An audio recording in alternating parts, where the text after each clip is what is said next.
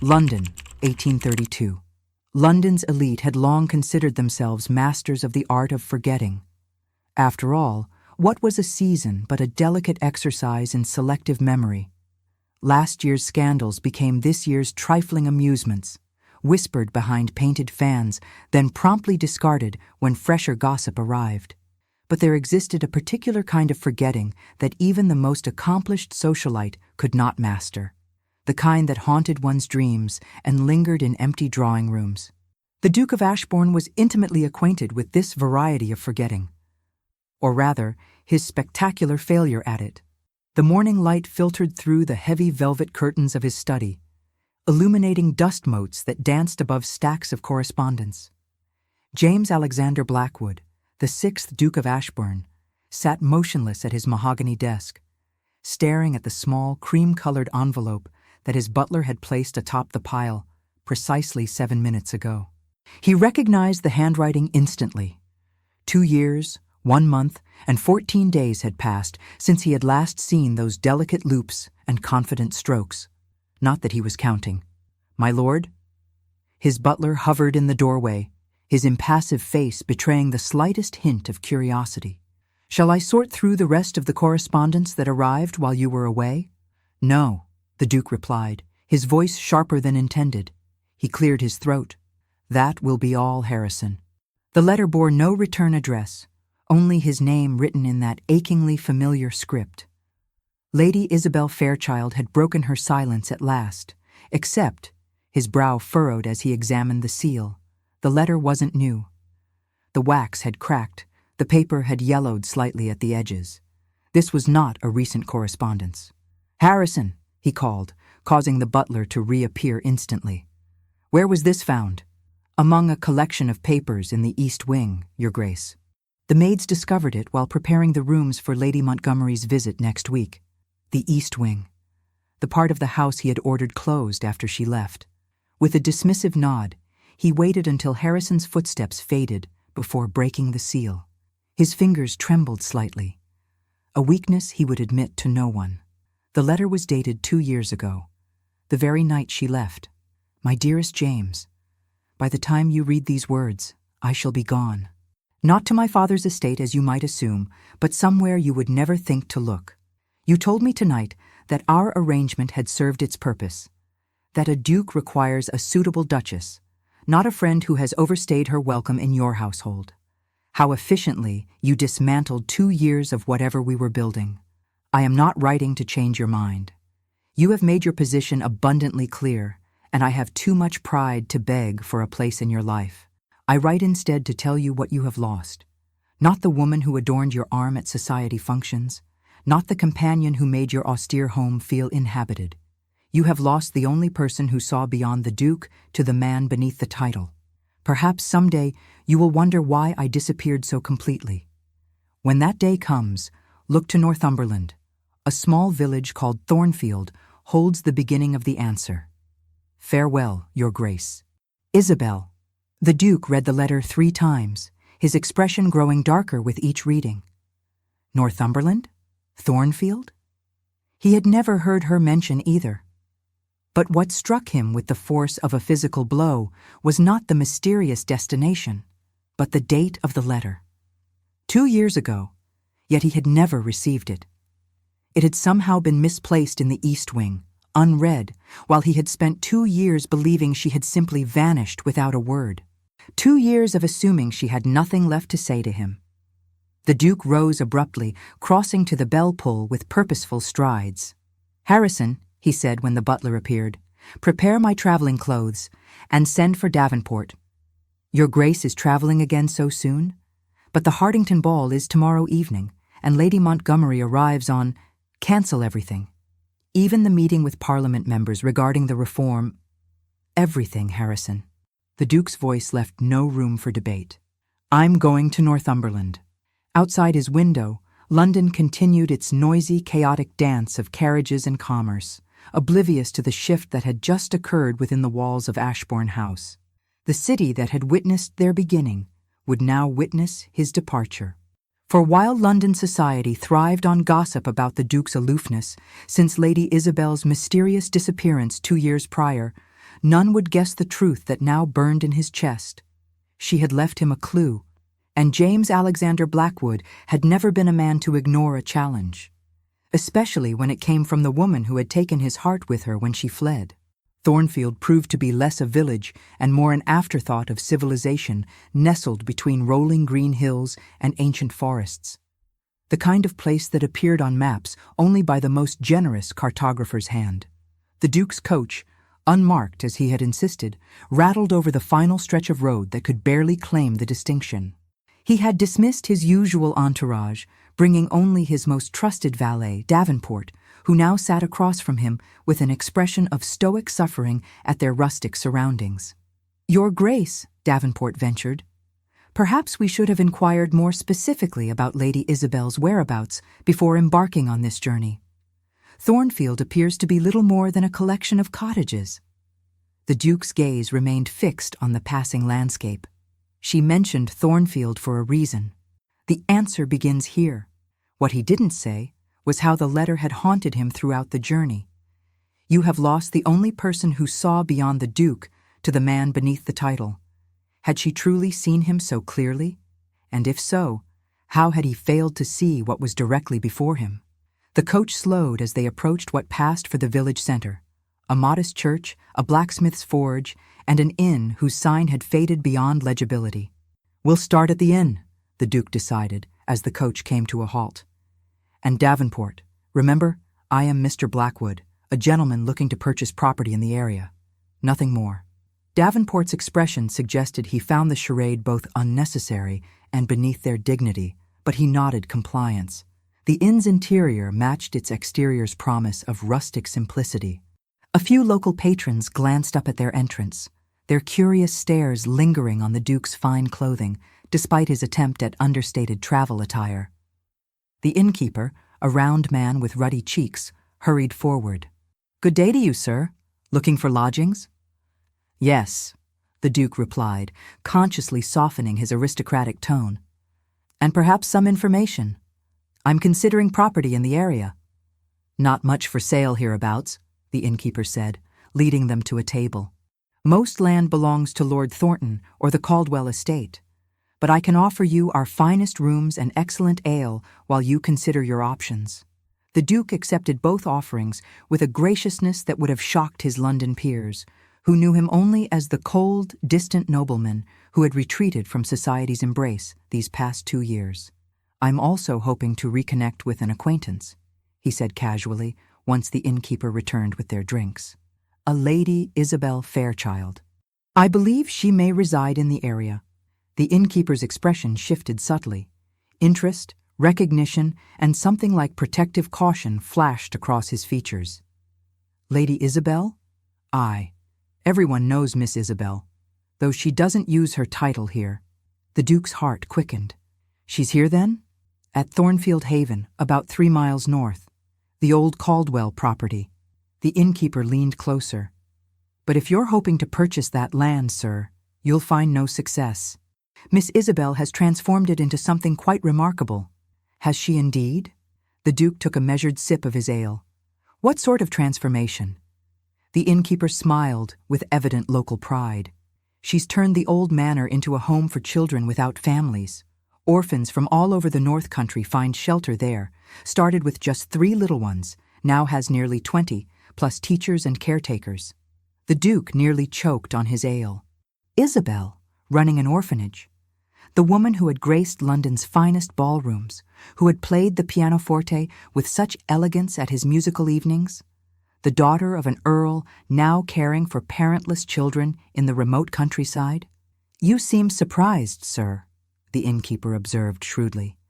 "I simply hadn't heard of her charitable endeavors. Been at it nearly 2 years now. Changed this village, she has. Brings the children to church on Sundays, all dressed proper. Employs local folk at fair wages, even convinced a proper schoolmaster to relocate here." The innkeeper puffed up with pride. "We're all quite protective of Miss Isabel and her little ones." The Duke detected the warning beneath the innkeeper's friendly tone. Clearly, Isabel had found people who valued her here, in this place he'd never heard of until reading her letter. "When would be an appropriate time to call upon the Haven?" he asked. They welcome visitors on Thursday afternoons. For potential benefactors, the innkeeper added meaningfully, glancing at the Duke's fine coat. Tomorrow, then. The Duke would see her tomorrow. He took another drink, hoping the ale might steady his sudden nerves. 2 years of imagining their reunion, of rehearsing cutting remarks about her silent departure, rendered useless by a letter that had never reached him and the revelation of her new life. An orphanage. Of all the possibilities he had considered over these long, empty years, he had never imagined this. "Is she—" he began, then paused to ensure his voice remained neutral. "Is Miss Isabel well?" The innkeeper's face softened. "Aye, she seems content. Works harder than anyone I've ever seen. Rarely comes to the village except for supplies or church. Dedicated to those children she is." He hesitated, then added, "Though sometimes, when she thinks no one is watching, there's a sadness about her. Like she's looking for something she's lost." The Duke turned toward the window, unwilling to let even Davenport see the emotion that threatened to overcome his carefully maintained composure. In the morning, he would see her again. The woman who had walked away with his heart, who now apparently had 20 more hearts in her care, and he had no idea what he would say when those eyes, those perceptive, intelligent eyes, looked upon him again after 2 long years of silence. Thornfield Haven stood on a gentle rise, its stone walls warmed by the afternoon sun. The structure itself was neither grand nor imposing, a modest manor house that might have housed a prosperous but untitled family. What distinguished it was the unmistakable sound of children's laughter carrying on the summer breeze. The Duke paused at the iron gates, observing the scene before him. The grounds had been transformed from what had likely been formal gardens into practical, joyful spaces. A vegetable patch thrived to one side. Children of various ages played games on the lawn. A young woman supervised from the shade of an enormous oak tree, occasionally calling out gentle reminders. None of them was Isabel. He had dressed with deliberate restraint, though Davenport had protested the plain black coat and simple cravat. "You look like a country solicitor, Your Grace," his valet had complained. "Precisely the impression I wish to convey," the Duke had replied. Now, as a small boy noticed him standing at the gate and ran inside shouting about a visitor, the Duke questioned his strategy. Would it not have been more honest to arrive as himself, to face her without pretense? Too late for reconsideration. A different young woman, clearly a teacher or caretaker, approached the gate. "Good afternoon, sir. Are you here for the Thursday visitation?" "Yes," he replied, removing his hat. "I understand, lady, that is, Miss Isabel welcomes potential benefactors." The young woman smiled brightly. "Indeed she does. Please come in. Miss Isabel is in her office completing some correspondence, but she'll join the tea service shortly. I'm Miss Clark, the children's teacher." As she led him toward the house, the Duke's attention was captured by the details that spoke of Isabel's influence. Flower boxes beneath windows, children's artwork proudly displayed, a sense of order beneath the natural chaos of a home filled with young people. He was escorted to a modest drawing room where 3 other visitors, a local clergyman and an elderly couple, already waited. Miss Clark introduced him simply as Mr. Blackwood from London, before excusing herself to inform Isabel of his arrival. The Duke exchanged polite pleasantries with the other guests, though his attention remained fixed on the doorway. When footsteps approached, he found himself uncharacteristically tense. And then she was there. Isabel Fairchild entered the room with the same graceful confidence he remembered, though everything else about her had changed. Gone were the fashionable London gowns, replaced by a simple blue dress of good quality but no ostentation. Her chestnut hair, once elaborately styled, was now simply arranged in a knot at the nape of her neck. A few tendrils had escaped, framing a face that appeared both familiar and transformed. But it was her eyes that affected him most deeply, still that remarkable shade between green and hazel, but now filled with a certainty of purpose he had never seen during their London days. She faltered almost imperceptibly when she saw him, a brief widening of those remarkable eyes the only indication of her surprise. Then she smiled warmly at the assembled group. "Welcome to Thornfield Haven. I apologize for keeping you waiting. The children are quite excited about our visitors today and have prepared a small musical performance after tea.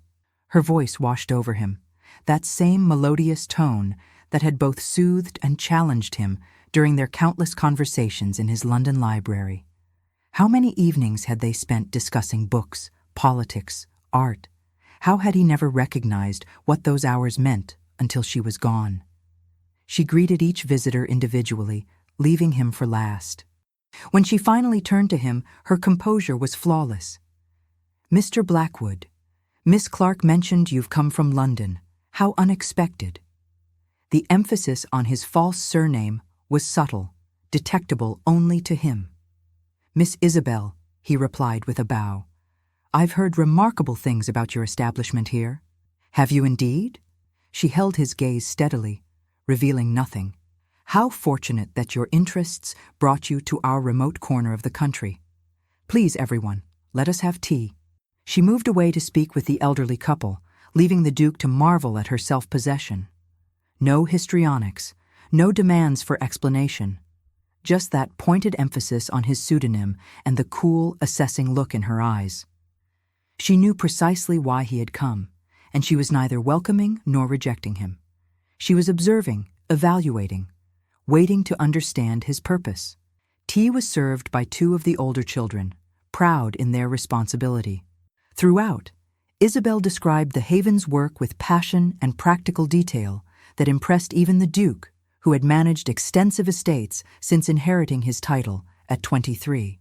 "We currently house 22 children," she explained, "ranging from 3 to 16 years of age. Our goal is not merely shelter, but education and preparation for meaningful lives. The older children apprentice with local tradespeople, while all receive instruction in letters and figures." "And how is such an enterprise funded?" the Duke asked, genuinely curious. Something flickered in her eyes. "We are fortunate to have several generous patrons who prefer to remain anonymous. Additionally, our vegetable gardens and livestock provide much of our food, and we sell handcrafts at the market in Newcastle." "Most impressive," the clergyman commented, "especially for a lady of your background, if I may say so."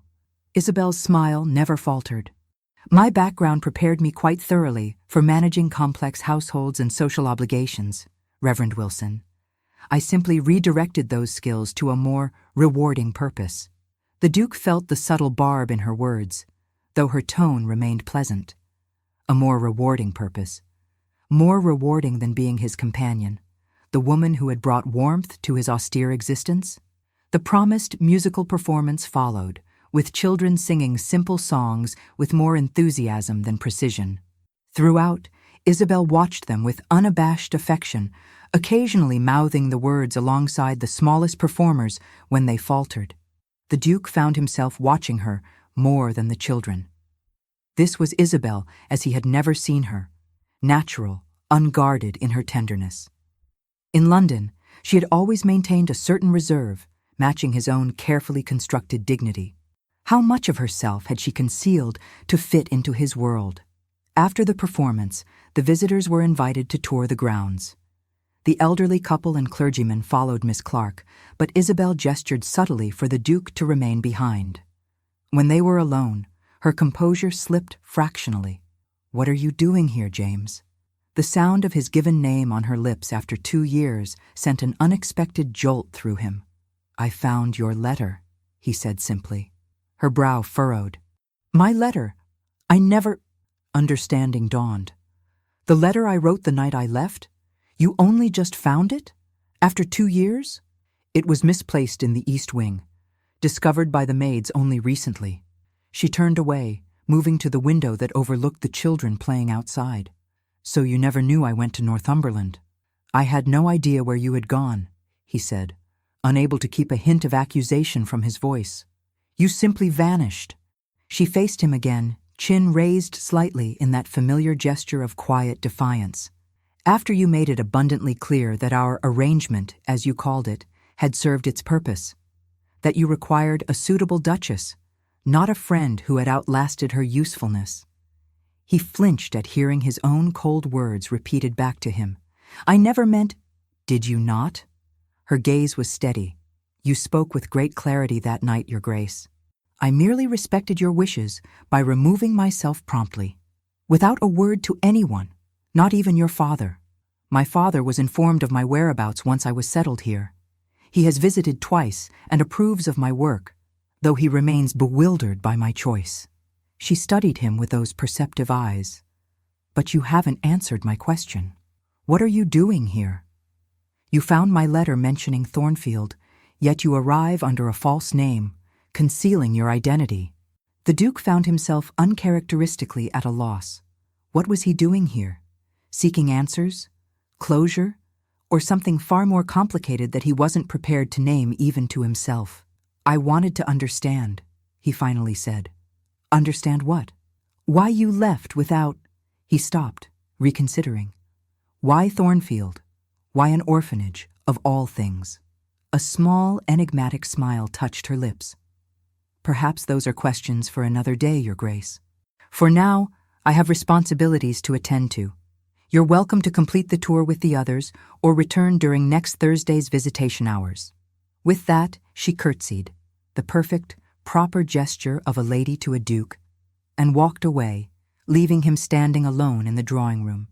James Alexander Blackwood, the 6th Duke of Ashbourne, was unaccustomed to dismissal. In London, he was the one who determined when conversations ended, when audiences were concluded. Yet here, in this modest country house filled with orphaned children, he found himself firmly put in his place by the woman who had once been his closest companion. And rather than anger, what he felt was something dangerously close to admiration. The Duke did not return to the inn that night. Instead, he instructed a bewildered Davenport to secure additional accommodations, while he remained seated on a stone bench in the village square, watching as dusk settled over Thornfield. His mind replayed every moment of his brief interaction with Isabel, her composed surprise at his appearance, the controlled precision of her words, the way she had neither welcomed nor rejected him, but simply presented herself as she now was. A woman of purpose who no longer orbited his world. In London, she had been Lady Isabel, the Earl's daughter who had become his unexpected friend following a chance meeting at a literary salon. Intelligent, well-read, and refreshingly direct, she had gradually transformed from an occasional dinner companion to a regular fixture in his household. Not as mistress, never that, but as a peculiar sort of female friend that London society had grudgingly accepted due to his rank and her impeccable reputation. For 2 years, she had attended his functions, managed his household renovations, and engaged him in the most stimulating conversations of his life. They had developed a comfortable intimacy that never crossed into romantic declaration, at least not in words. Until that night. The Duke rose from the bench, unable to remain still with the memory pressing upon him. He began to walk the perimeter of the village square, nodding politely to the few locals still about their evening business. That night, the night everything changed. He had returned from a fortnight at his country estate to find his London house transformed by her touch. Fresh flowers in every room, new draperies in the library, selected specifically to protect his rare books from harsh sunlight. A surprise musical evening arranged with the finest performers in London, all for his homecoming. He had stood in the entrance hall, surrounded by these evidences of her care, and felt a sudden, overwhelming panic. Because in that moment he had recognized what had been gradually developing between them, what she had perhaps recognized long before he had. They had been building a life together, not the convenient arrangement he had labeled it in his fear, but a genuine partnership, and it had terrified him. So he had done what the men of his family had always done when confronted with emotional vulnerability. He had retreated behind the cold mask of ducal authority. At the conclusion of the musical evening, when the guests had departed and they were alone in the library, as was their custom, he had deliberately shattered everything. "I believe our arrangement has served its purpose," he had told her, his voice distant and formal. "A duke requires a suitable duchess, not a friend who has overstayed her welcome." He had watched the color drain from her face, watched her hands clutch briefly at her skirts before she mastered herself. "I see," she had replied with remarkable dignity. "Then I shall remove myself from your household immediately. There's no need for hasty departures. Suitable arrangements can be made over the coming days." "You mistake me, Your Grace," she had said, using his title for the first time in over a year. "I have no desire to impose upon your hospitality for even one night more." And she had gone directly upstairs, presumably to pack her few belongings, while he remained in the library, telling himself he had done the necessary thing, the proper thing. By morning, she had vanished.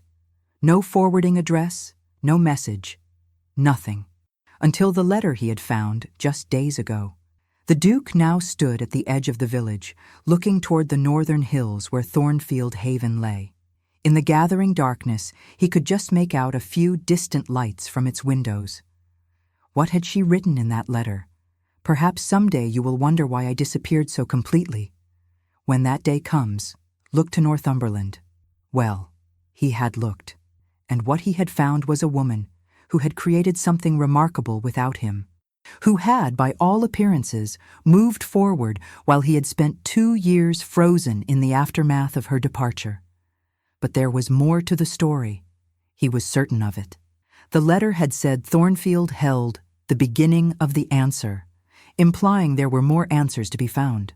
"Your Grace?"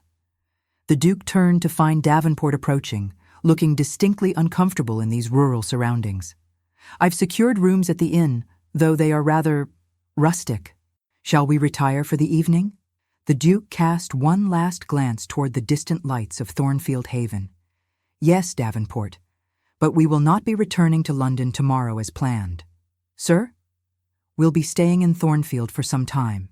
The Duke's voice held the quiet certainty that had commanded respect throughout his life. "However long it takes. May I inquire as to how long that might be, Your Grace?" The Duke began walking back toward the inn, his mind already formulating plans.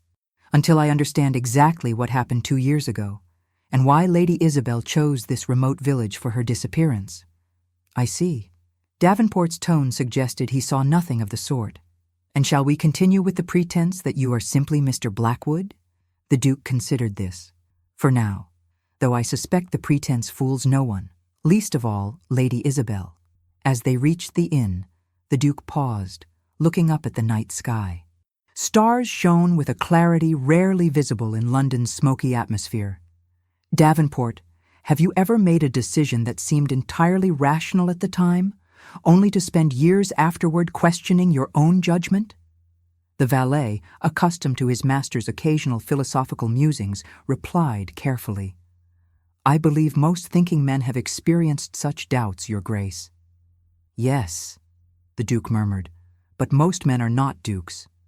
We are not permitted the luxury of doubt." With that cryptic observation, he entered the inn, already composing a letter to Harrison in London. His absence would need to be explained, his affairs managed remotely. For the Duke of Ashbourne had made another decision, one that felt both reckless and inevitable. He would not leave Thornfield until he understood every aspect of Isabel's new life. And perhaps, though he scarcely admitted it even to himself, until he determined whether there might still be a place for him within it. "The village is abuzz with speculation about your presence," Miss Clark informed Isabel the following morning as they reviewed the day's lessons in the Haven's small study. Isabel continued writing in her ledger, her penmanship as precise as ever. "The village is always abuzz with something. Last month it was Mrs. Hemsworth's new hat. A hat is hardly comparable to the Duke of Ashbourne arriving under a false name," Miss Clark persisted. At 26, Sarah Clark was not only the Haven's teacher, but had become Isabel's closest friend and confidant over the past 2 years. "He's hardly the first aristocrat to travel incognito," Isabel replied, still not looking up. "Isabel." Sarah's tone demanded attention. "You know perfectly well this is not just any aristocrat. This is the man who provided an excellent lesson in misplaced trust," Isabel finished, finally meeting her friend's concerned gaze. "I am well aware of who James Blackwood is, Sarah, as is half of London society. And yet you received him yesterday with perfect composure." I could hardly believe my eyes. Isabel set down her pen. What would you have had me do? Create a scene before the Reverend Wilson and the Thompsons? Throw a teacup at his head? It would have been understandable. A smile touched Isabel's lips. Perhaps, but hardly productive. She sighed, her composure slipping slightly. In truth, I've had 2 years to prepare for the possibility that he might someday appear. Though I admit, I had begun to think he never would. Why has he come now after all this time? He claims to have only just found a letter I wrote the night I left. Isabel frowned. A letter I never expected him to read. It was impulsive, emotional, written in haste and likely better left unsent. Sarah leaned forward. What did it say? Nothing of consequence, Isabel replied too quickly. At Sarah's skeptical look, she amended. It mentioned Thornfield. It suggested that if he ever wondered why I disappeared, he should look here for answers. And now he has. Yes. What will you tell him? Isabel returned to her ledger, though her attention was clearly no longer on the columns of figures. I'm not certain I'll tell him anything. He made his position abundantly clear 2 years ago. I've built a new life here, one that matters. One that doesn't revolve around the whims of a duke. Yet you're still wearing it? Sarah observed quietly. Isabel's hand moved unconsciously to the modest silver locket that hung at her throat, the only piece of jewelry she wore consistently. It was my mother's, she said, a response she had given many times before. Sarah's expression remained gentle but unconvinced. Isabel, in 2 years of friendship, there are still parts of your story you haven't shared. I've never pressed because your privacy is your right, but with the Duke's arrival, I worry about what might resurface. Isabel closed the ledger with a decisive movement. Your concern is appreciated, but unnecessary. The Duke will soon tire of our simple country life and return to his London palace. In the meantime, we have 22 children requiring our attention. She rose from the desk. Speaking of which, I promised young Thomas I would help him with his reading this morning. Sarah recognized the dismissal of the subject, but added one final observation. He didn't look like a man prepared to leave any time soon. Isabel paused at the door. Then he will discover what many before him have learned. A duke's title carries little weight in Thornfield Haven. With that, she departed to find Thomas, the shy 7-year-old who had arrived at the Haven 6 months earlier, unable to speak above a whisper after witnessing horrors no child should endure. In the small library they had created from donated books, Thomas waited with his primer open before him. Isabel set aside thoughts of dukes and letters and focused entirely on the child whose trust had been so difficult to earn. "Good morning, Thomas," she said, taking a seat beside him. "Shall we continue the story of the clever fox today?" The boy nodded, offering a tentative smile that transformed his solemn face. This was why she had created the Haven, for moments like these. For children who needed safety, consistency, and gentle guidance to heal from wounds both visible and hidden. They had been reading for perhaps 20 minutes when a commotion in the entrance hall disrupted the quiet of the library. Thomas tensed immediately, his small body rigid with remembered fear. "It's all right," Isabel assured him, placing a gentle hand on his shoulder. "Continue practicing these 2 pages, and I'll return in a moment." In the entrance hall, she found Mrs. Winters, their housekeeper, engaged in what appeared to be a standoff with none other than the Duke of Ashbourne. "As I've explained, sir, visitors are received on Thursday afternoons only," Mrs. Winters was saying, with the formidable dignity of a woman who had raised 6 children of her own before coming to work at the Haven. "And as I've explained, madam, my business with Miss Isabel cannot wait until next Thursday," the Duke replied, his aristocratic bearing in full evidence despite his relatively modest attire. "Is there a problem, Mrs. Winters?" Isabel inquired, descending the stairs with deliberate calm. Both turned to her, Mrs. Winters with relief and the Duke with an expression that suggested he was prepared to dismiss the housekeeper from his presence. "This gentleman insists on seeing you, Miss Isabel, though I've informed him of our visitation schedule," Mrs. Winters explained. "Thank you, Mrs. Winters. I'll handle this." Isabel waited until the housekeeper had retreated before addressing the Duke. Your Grace seems to have difficulty respecting boundaries.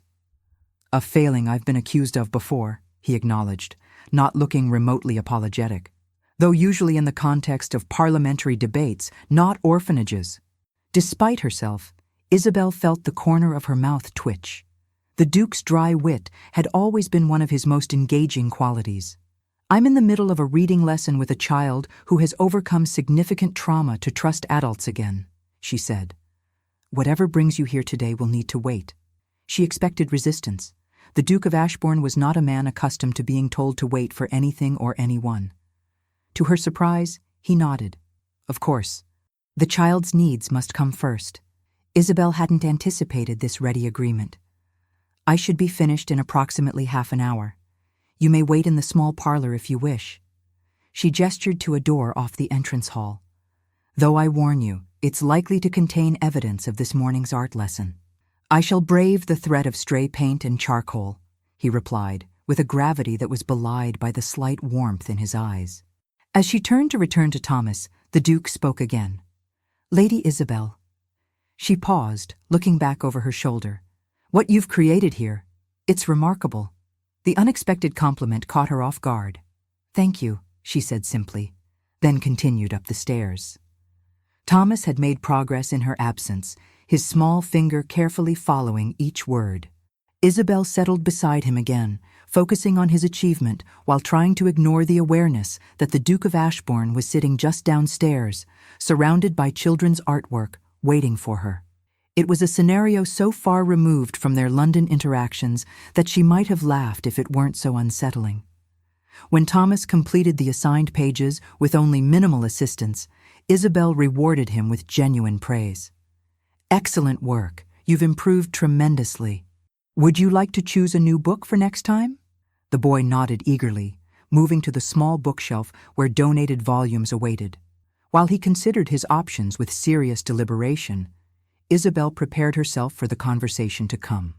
2 years of carefully constructed independence. 2 years of building something meaningful from the ashes of her former life. 2 years of never speaking his name aloud, though it had echoed in her thoughts more often than she cared to admit. And now he was here, complimenting her work, waiting patiently in a room decorated with children's paintings. This one, Thomas said, presenting a worn copy of Tales from Ancient Greece. An excellent choice, Isabel smiled. We'll begin it tomorrow. As Thomas departed for his mathematics lesson with Miss Clark, Isabel took a moment to gather herself.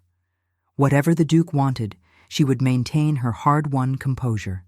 She would not allow his presence to disrupt the life she had built. With a deep breath, she descended the stairs to face James Alexander Blackwood once more.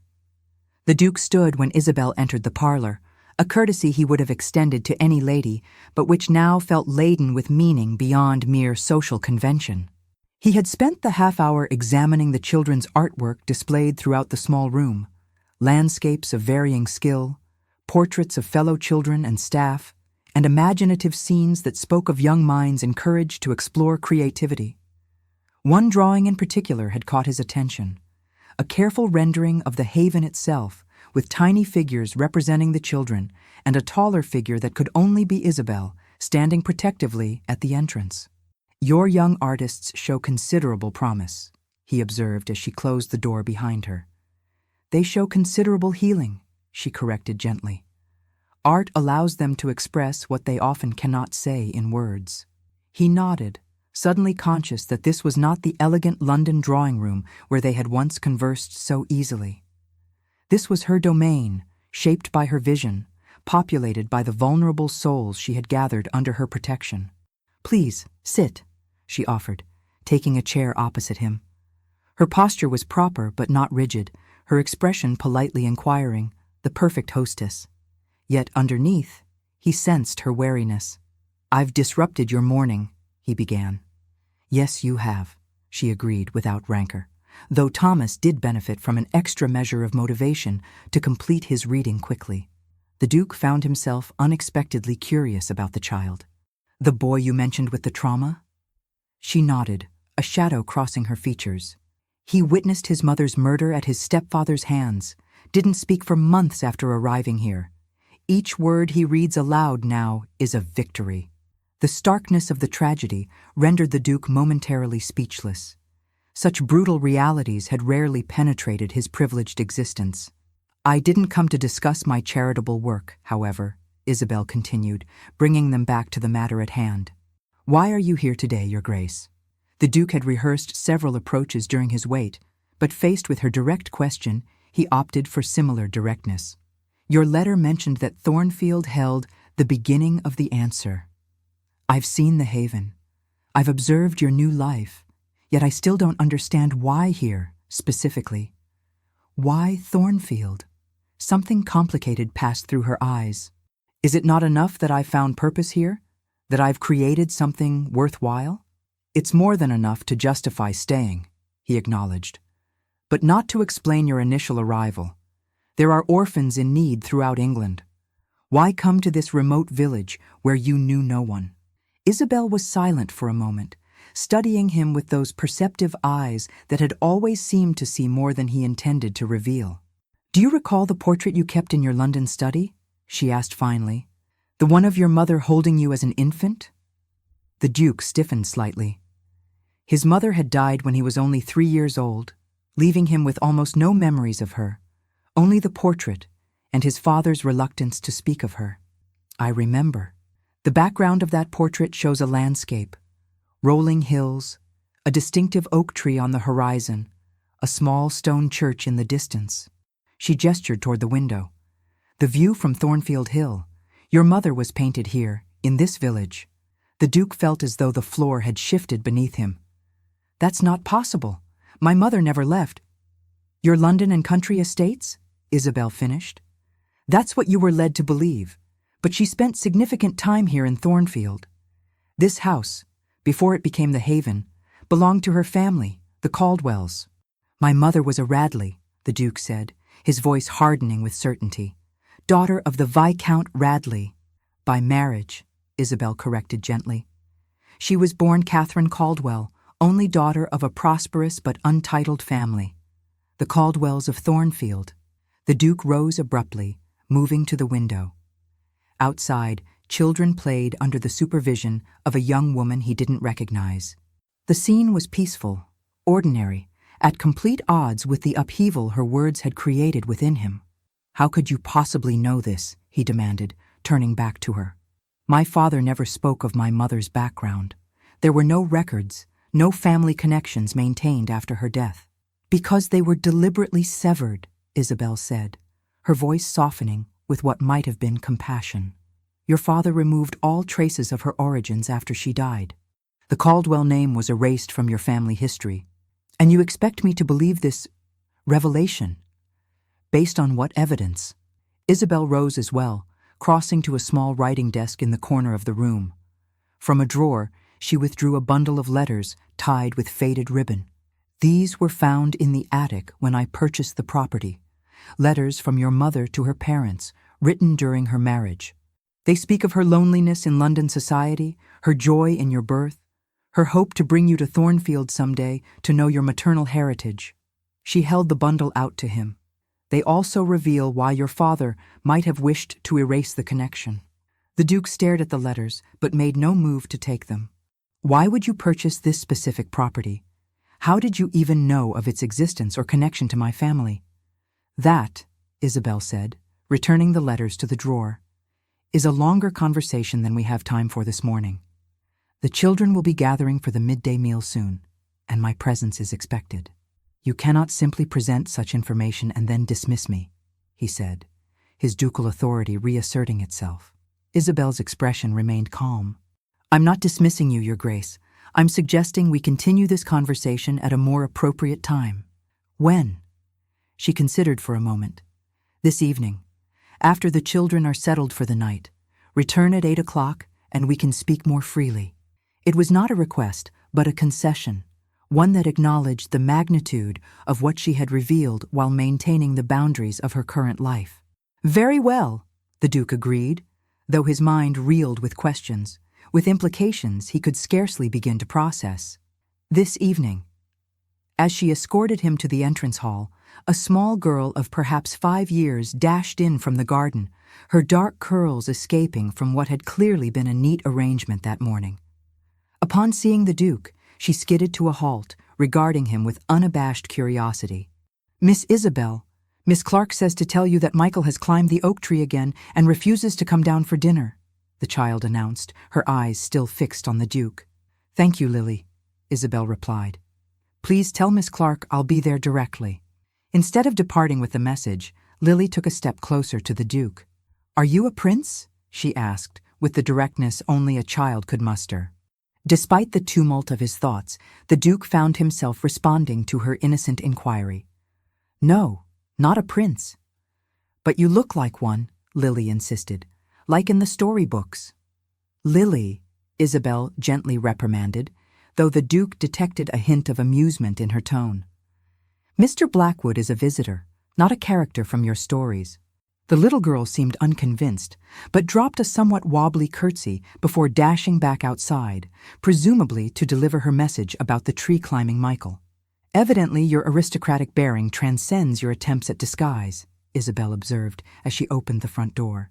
The Duke found himself strangely reluctant to leave, despite the need to process all she had told him. "Until this evening, then." "Until this evening," she confirmed. "And your Grace? Perhaps you might consider what you truly seek from these revelations. The past can be illuminating, or it can burn those who probe too deeply." With that enigmatic warning, she closed the door, leaving him standing on the threshold of what had apparently been his mother's childhood home, a connection to his past he had never known existed. As he walked back toward the village, his mind raced with possibilities, with questions, with the unsettling awareness that Isabel Fairchild had once again upended his carefully ordered world. Only this time, she had done so by offering him something he had long ago resigned himself to never possessing: knowledge of the mother who had been little more than a beautiful ghost in a portrait for all of his 34 years. The question that troubled him most, however, was not about his mother or the Caldwell family or his father's apparent deception. It was simpler and far more complex. Why had Isabel sought out this connection to his past? What had brought her to Thornfield after fleeing London? And most disturbing of all, what else might she know that he did not? Chapter 7. The day passed in a haze of routine activities for Isabel, though her mind continuously returned to the upcoming conversation with the Duke. Supervising meals, reviewing the Haven's accounts, mediating a dispute between two of the older boys, all were accomplished with outward calm, while inwardly she rehearsed what she would and would not reveal. "You're distracted," Sarah observed as they walked the perimeter of the garden after the evening lessons, checking that all children were accounted for before bedtime. "I've told him about his mother's connection to Thornfield," Isabel admitted. Sarah's eyes widened. "Everything?" "No, just enough to explain my initial interest in the property." "And how did he respond?" Isabel sighed. "With disbelief initially, then shock, then that particular brand of ducal demand for complete information to which he believes himself entitled." "And will you give it to him?" "Some of it." Isabel paused to straighten a row of gardening tools that had been haphazardly returned to their shed. "He deserves to know about his mother, about the family connections that were hidden from him. But not about—" "No," Isabel said firmly, "not unless absolutely necessary." Sarah's expression was troubled. "Secrets have a way of revealing themselves, Isabel, especially ones of this magnitude. It's not a secret. It's a private matter that doesn't concern him directly. If you believe that, you're not being honest with yourself." Isabel recognized the truth in her friend's words, but wasn't ready to acknowledge it aloud. "He's returning at 8. Would you mind overseeing the bedtime routine? I need to gather some materials from the attic." Sarah nodded, though her concerned expression remained. "Just be careful, Isabel, not just of him, but of your own heart. 2 years is both a very long time and no time at all." "My heart is quite well protected these days," Isabel assured her, though even to her own ears, the words lacked complete conviction. In the Haven's attic, Isabel collected the items she had decided to share: her mother's letters, a small watercolor of the Caldwell family home as it had appeared in Catherine Blackwood's youth, and a family Bible recording births, marriages, and deaths of the Caldwell line. She hesitated over a small wooden box tucked beneath the eaves, then left it untouched. Some revelations could wait. By the time the Duke's arrival was announced by Mrs. Winters, Isabel had composed herself and arranged the items on the table in the small study she used for the Haven's administrative matters. The room was functional rather than elegant, with practical furnishings and shelves filled with ledgers and educational texts. "Good evening, Your Grace," she greeted him as Mrs. Winters showed him in. "Thank you for your punctuality." The Duke had changed since their morning meeting, now dressed in attire that made no pretense of disguising his status. His black evening coat was impeccably tailored, his cravat arranged with understated perfection. He looked every inch the aristocrat, and strangely out of place in the modest study. "Lady Isabel," he replied with a slight bow. "I confess I've thought of little else since our conversation this morning." "I imagined as much." She gestured to the chair opposite her desk. "Please sit. Would you care for tea? Or perhaps something stronger?" "Something stronger, I think," he said, a hint of wry humor in his tone. "If revelations about my family history are to continue." Isabel poured 2 small glasses of brandy from a decanter kept for medicinal purposes and the occasional visitor. "This is hardly up to the standard of your cellar at Ashbourne House, but it serves its purpose." "As do many things that lack aristocratic pedigree," he observed, accepting the glass. Their fingers brushed in the exchange, a momentary contact that Isabel firmly ignored. "Indeed." She returned to her seat, taking a small sip of her own brandy before beginning. "I believe I owe you an explanation of how I came to learn about your mother's connection to Thornfield." "I'm listening." She gestured to the items arranged on the desk. "These are some of the materials I discovered. But to understand how I found them, I need to go back to the night I left London." The Duke's expression tightened almost imperceptibly. "Go on." "When I departed your home that night, I took nothing except what I could carry in a single valise. But there was one item I did take, something you had left on your desk earlier that day." She paused. "Your mother's miniature portrait, the one you sometimes carried when traveling." His surprise was evident. "You took my mother's portrait?" "Not permanently," she clarified. "I had no intention of keeping it.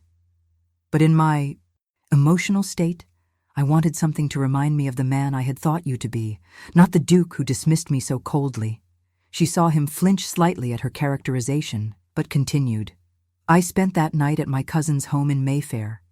In the morning, examining the portrait more closely, I noticed something I had never observed before, a small inscription on the reverse." "An inscription?" The Duke leaned forward. "I've had that portrait since childhood. I never saw any inscription. It was nearly invisible, worn away by time and handling, but in the morning light I could just make out the words, 'Catherine at Thornfield, with James, 1798. The Duke's expression shifted as he processed this information. "The year of my birth. Yes, the portrait you believed was painted at your London residence was actually created here, in Thornfield. Your mother brought you here as an infant." He shook his head slightly. "My father never mentioned—" "Your father," Isabel said gently, "went to great lengths to erase your mother's connections to this place after her death. The reasons are suggested in her letters." She indicated the bundle tied with ribbon. "I returned the miniature to your London house the following day, leaving it with your butler.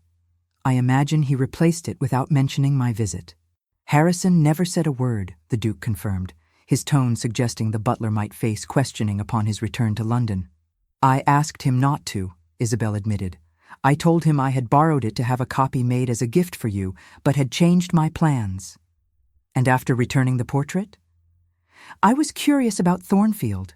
I made inquiries, discovered it was a small village in Northumberland. With no particular plan in mind, I traveled here." She smiled faintly. "Sometimes the most significant journeys begin with the smallest of curiosities. And you discovered the Caldwell property." "Yes, it had been empty for years, falling into disrepair. The last Caldwell had died without direct heirs, and the property had passed to distant relatives who had no interest in maintaining it. She paused, taking another sip of brandy. I used a portion of my inheritance from my mother to purchase it.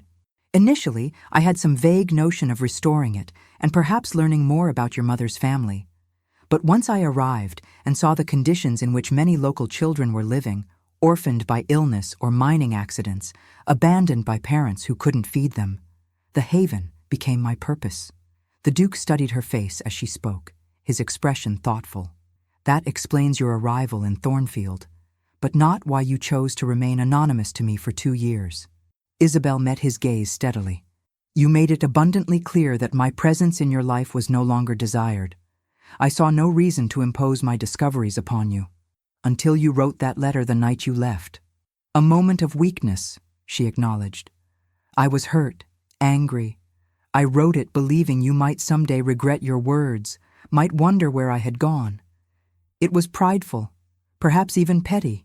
It was honest, he countered, surprising her. More honest than I deserved. An uncomfortable silence fell between them. Isabel found herself studying his face, the strong line of his jaw, the intensity of his dark eyes. 2 years had added a few strands of silver at his temples, a slight deepening of the lines at the corners of his eyes. He wore his additional years well, as aristocrats tended to do. These are her letters? The Duke finally asked, gesturing to the bundle. Yes. Written to her parents from London and occasionally from your country estate. They span from the time of her marriage until shortly before her death. She slid the bundle across the desk. He hesitated before touching it, as though the papers might burn him. I haven't read all of them, Isabel added. Only enough to understand the connection to Thornfield. They are rightfully yours. And what did you learn from what you did read? He asked, still not touching the letters. Isabel weighed her words carefully. That your mother was a woman of intelligence and deep feeling. That she loved you fiercely. That her marriage was complicated. Complicated, he repeated, a diplomatic choice of words. The details are for you to discover if you wish, she said. I've intruded enough upon your family history. The Duke finally picked up the bundle, turning it in his hands. Why did my father erase her origins? The Caldwells may not have been aristocracy, but from what I can see of this property, they were hardly destitute. They were respected landowners, prosperous by local standards, Isabel confirmed. But they were also known for their unconventional views. Your grandfather Caldwell was an advocate for workers' rights, for education reform. He published pamphlets that many in the aristocracy would have considered radical. Understanding dawned in the Duke's eyes, and my father could not tolerate such associations. The 6th Duke of Ashbourne was known for his conservative politics, Isabel said diplomatically. He served in Wellington's cabinet, as you know. So he buried my mother's background to protect his political position. There was a hardness in the Duke's voice that hadn't been there before. Denied me any knowledge of half my heritage. People often make choices they believe are protective, even when those choices cause harm, Isabel said quietly. Parents especially. Something in her tone caught his attention. He looked at her sharply, but she had already risen, moving to retrieve a small box from one of the bookshelves. This contains miniatures of your Caldwell grandparents, she explained, changing the subject as she placed it before him, and a few other family mementos that remained in the house. The Duke opened the box, examining the painted faces of the strangers who were his blood relations. Isabel watched as he traced the features of his grandfather, noting perhaps the similarities to his own. There's more, she said after a moment. The family Bible records births and marriages back 6 generations, and there's a watercolor of the house as it appeared in your mother's youth. He looked up at her, his expression a complex mixture of gratitude and something that might have been regret. You've preserved all of this. For 2 years, you've protected a history I never knew I had. It wasn't my history to discard, she said simply. No, it wasn't. He closed the box carefully. But it wasn't your responsibility to safeguard it either. Isabel resumed her seat, uncertain how to respond to the implied question in his statement.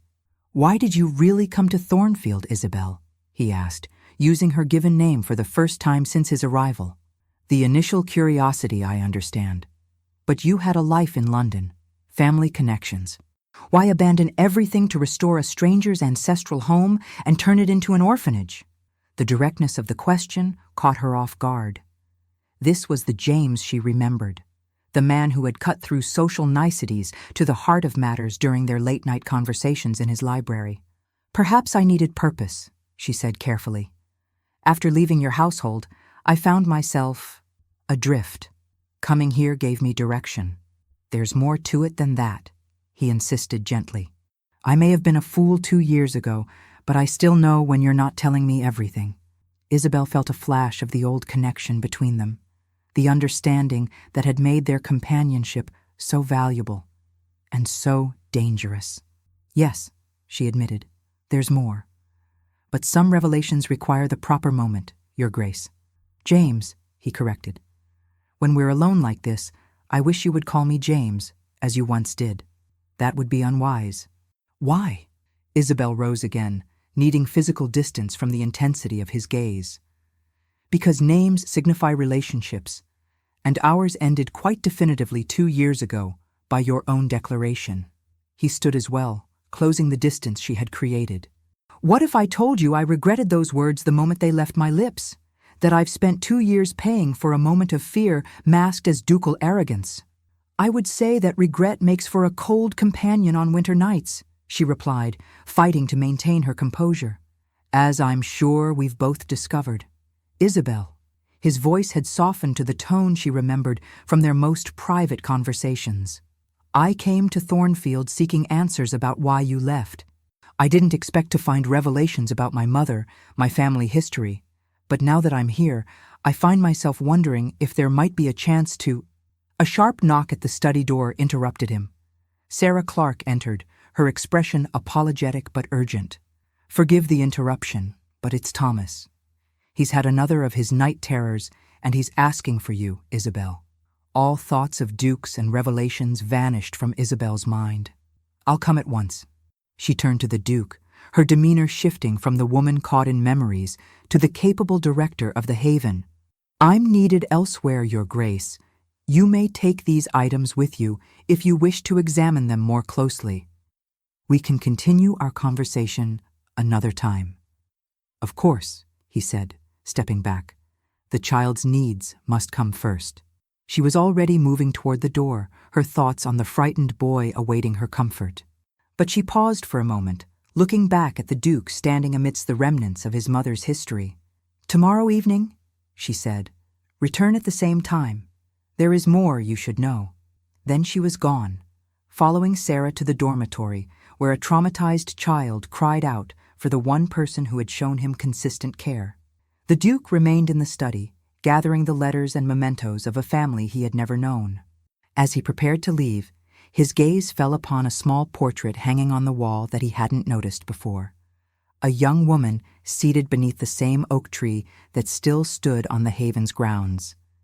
His mother, unmistakably, though younger than in any image he possessed. And in that moment, surrounded by tangible evidence of a past that had been hidden from him, James Alexander Blackwood felt something shift within his carefully ordered world. A certainty that whatever else Thornfield might reveal, he would not leave until he understood all of it, including why the woman who had once been closest to his heart had chosen this place as her refuge. Chapter 8. The village of Thornfield awoke to unexpected excitement the following morning. A grand carriage bearing the Ashbourne ducal crest had arrived at the inn shortly after dawn, accompanied by livered footmen and carrying what appeared to be numerous trunks and boxes. His Grace has sent for his belongings, Davenport informed the Duke as he laid out his shaving implements. They arrived with remarkable efficiency, considering the distance from London.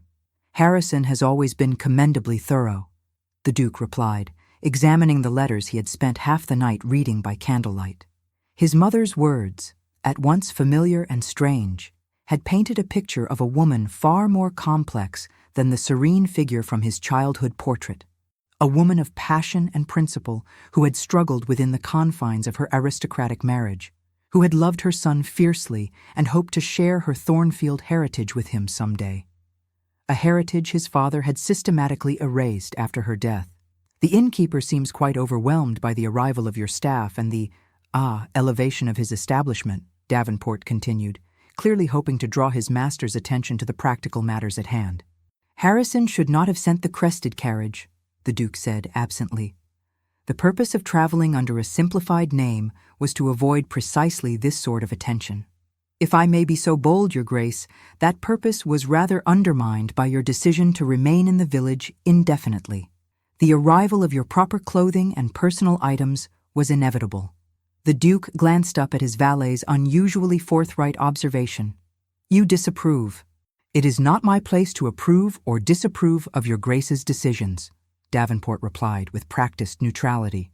I merely observe that your continued presence in Thornfield, and now the arrival of your ducal accoutrements, suggests a shift in strategy that might benefit from clear direction to your staff. The Duke set aside the letters and rose to be shaved. You're quite right, Davenport. Inform Harrison that I will be remaining in Thornfield for at least another fortnight. He is to manage London affairs as usual, but should forward any urgent parliamentary correspondence. And shall I have your rooms at the inn properly arranged with your personal items, or— Davenport hesitated. Or what? The innkeeper mentioned that the old steward's cottage on the Caldwell, that is, the Haven property, is vacant and might be more suitable for a gentleman of your standing than the inn's limited accommodations. The Duke considered this as Davenport carefully applied lather to his jaw. A cottage on the Haven grounds would place him in closer proximity to Isabel and the answers he sought. It would also, he realized, signal a more permanent interest in the Haven's affairs than he had yet decided upon. Make inquiries, he instructed, but do not commit to anything without my explicit approval. Very good, Your Grace. As the razor glided across his skin with Davenport's practiced precision, the Duke's thoughts returned to the previous evening's revelations and to the conversation that had been interrupted. He had been on the verge of expressing regret, of suggesting the possibility of reconciliation. The vulnerability of the moment had been both foreign and strangely familiar, reminiscent of the easy intimacy they had once shared. Before he had shattered it with cold, calculated words. Now, in the harsh light of morning, he questioned his impulse. Isabel had built a new life at Thornfield Haven, a life of purpose and evident fulfillment. What right had he to disrupt it with belated recognition of his mistake? Yet she had preserved his mother's history, had, in her own way, safeguarded a part of his heritage he hadn't known existed. Such action suggested she had not entirely severed her connection to him, despite his cruel dismissal. Your Grace seems preoccupied this morning, Davenport observed as he completed the shave with a warm towel. I have much to consider, the Duke replied, rising to dress for the day, and a meeting this evening that requires preparation. Shall I lay out your formal evening attire? The Duke considered the question. His instinct was to armor himself in the trappings of his rank, to face whatever revelations Isabel might offer from behind the shield of ducal authority. But such formality had created distance between them 2 years ago. Perhaps a different approach was warranted now. No, he decided, something appropriate for a country evening, but not formal. Davenport nodded, though his expression suggested mild disapproval of such casual attire for an evening engagement. The valet had served 3 generations of Ashbourne dukes and maintained rigid standards regarding appropriate ducal presentation. After dressing, the Duke declined breakfast at the inn in favor of a walk through the village. The morning was fine, with the soft warmth of late summer tempered by a gentle breeze. As he made his way through Thornfield's modest center, he observed the reaction his presence now elicited. Gone was the mild curiosity of previous days, replaced by deferential nods, hastily executed curtsies, and openly curious stares. Word of his identity had clearly spread, as had news of the crested carriage's arrival. The pretense of being merely Mr. Blackwood had been thoroughly abandoned. At the village bakery he paused, struck by a sudden impulse. Entering the small shop, he was met with the comforting aroma of fresh bread and the wide-eyed stare of the baker's wife. Good morning, Your Grace," she stammered, dropping into a curtsy. "How may we serve you?" "I understand you provide bread for Thornfield Haven," he said. "Yes, Your Grace, Every morning, fresh for the children's breakfast. Excellent. I'd like to purchase your entire stock of sweet buns and have them delivered to the haven immediately." The woman blinked in surprise. "All of them, Your Grace? All of them," he confirmed. "I believe children appreciate unexpected treats." "Indeed they do," she agreed, her initial nervousness fading before the prospect of such a substantial sale. "Shall I include a message with the delivery?" The Duke considered. "Simply say, they come with the compliments of James Blackwood. Not His Grace or the Duke, just James Blackwood." As he continued his walk after completing the transaction, the Duke reflected on the small but deliberate choice of identification. It was, perhaps, a first step toward bridging the gap between the man Isabel had known in London and the Duke whose title had always stood as both shield and barrier. His path took him toward the church, a modest stone building whose age was evident in its weathered exterior. As he approached, he noticed a small cemetery adjacent to the churchyard. Acting on instinct, he entered through the low gate and began examining the headstones. It didn't take long to find what he sought. In the oldest section of the cemetery stood a well-maintained family plot enclosed by a low iron fence. The headstones bore the name Caldwell. He entered the enclosure, reading the inscriptions that chronicled generations of his mother's family. And there, on a stone of slightly more elaborate design than the others, he found his grandparents. Thomas Edward Caldwell, 1750–1815. Beloved husband, father, and advocate for justice. Eleanor Margaret Caldwell, 1755–1820. Her wisdom guided many, her love sustained all, simple epitaphs that nonetheless revealed the character of the people who had been his mother's parents. People whose existence had been erased from his knowledge by a father determined to shape his son in his own image, unmarred by connections to those with radical sympathies. As he stood before their graves, the Duke became aware of a presence behind him. Turning, he found the village's elderly vicar observing him with thoughtful eyes. "You have her eyes," the vicar said without preamble. "I beg your pardon?" "Catherine's eyes. I was newly ordained when she married your father and left Thornfield. But I remember those eyes, intelligent, questioning. You have them." The Duke was momentarily taken aback by this direct connection to his mother's past. "You knew her?" "Not well," the vicar admitted. "I was young. She was the daughter of the most prominent family in the parish. But everyone knew Catherine Caldwell, her kindness, her sharp mind." He smiled faintly. "Her occasional willful stubbornness." "Oh, that trait may have been inherited as well," the Duke acknowledged, finding himself strangely comfortable with this elderly clergyman who spoke of his mother as a real person, not the idealized figure from his childhood portrait. "So I've observed from the determination with which you've pursued your inquiries in our village," the vicar replied with gentle humor. "Though perhaps that comes equally from your father's side. The sixth Duke was not a man to be easily dissuaded from his course, as I recall. You knew my father too? He visited Thornfield once after your birth, came to show you to your grandparents." The vicar's expression grew more serious. "It was not, I gathered, an entirely harmonious visit. The Duke and Thomas Caldwell held opposing views on nearly every subject of consequence. Yet my mother brought me here as an infant," the Duke mused. "Against my father's wishes, I suspect. Catherine always found ways to honor both her marriage and her principles," the vicar said diplomatically. "A challenging balance, particularly in those turbulent political times." The Duke gestured to the graves. "These are well maintained for a family with no direct descendants remaining in the village." The vicar nodded. "Miss Isabel has seen to their care since she arrived. Commissioned proper repairs to the stones, ensures fresh flowers are placed regularly." Again, evidence of Isabel's commitment to preserving his mother's heritage. The Duke found himself increasingly intrigued by her motives and increasingly aware of a debt he could never fully repay. "You're staying then?" the vicar asked, his tone conversational but his eyes shrewd. "In Thornfield?" "For the time being," the Duke confirmed. "There is much I wish to understand. About your mother's family?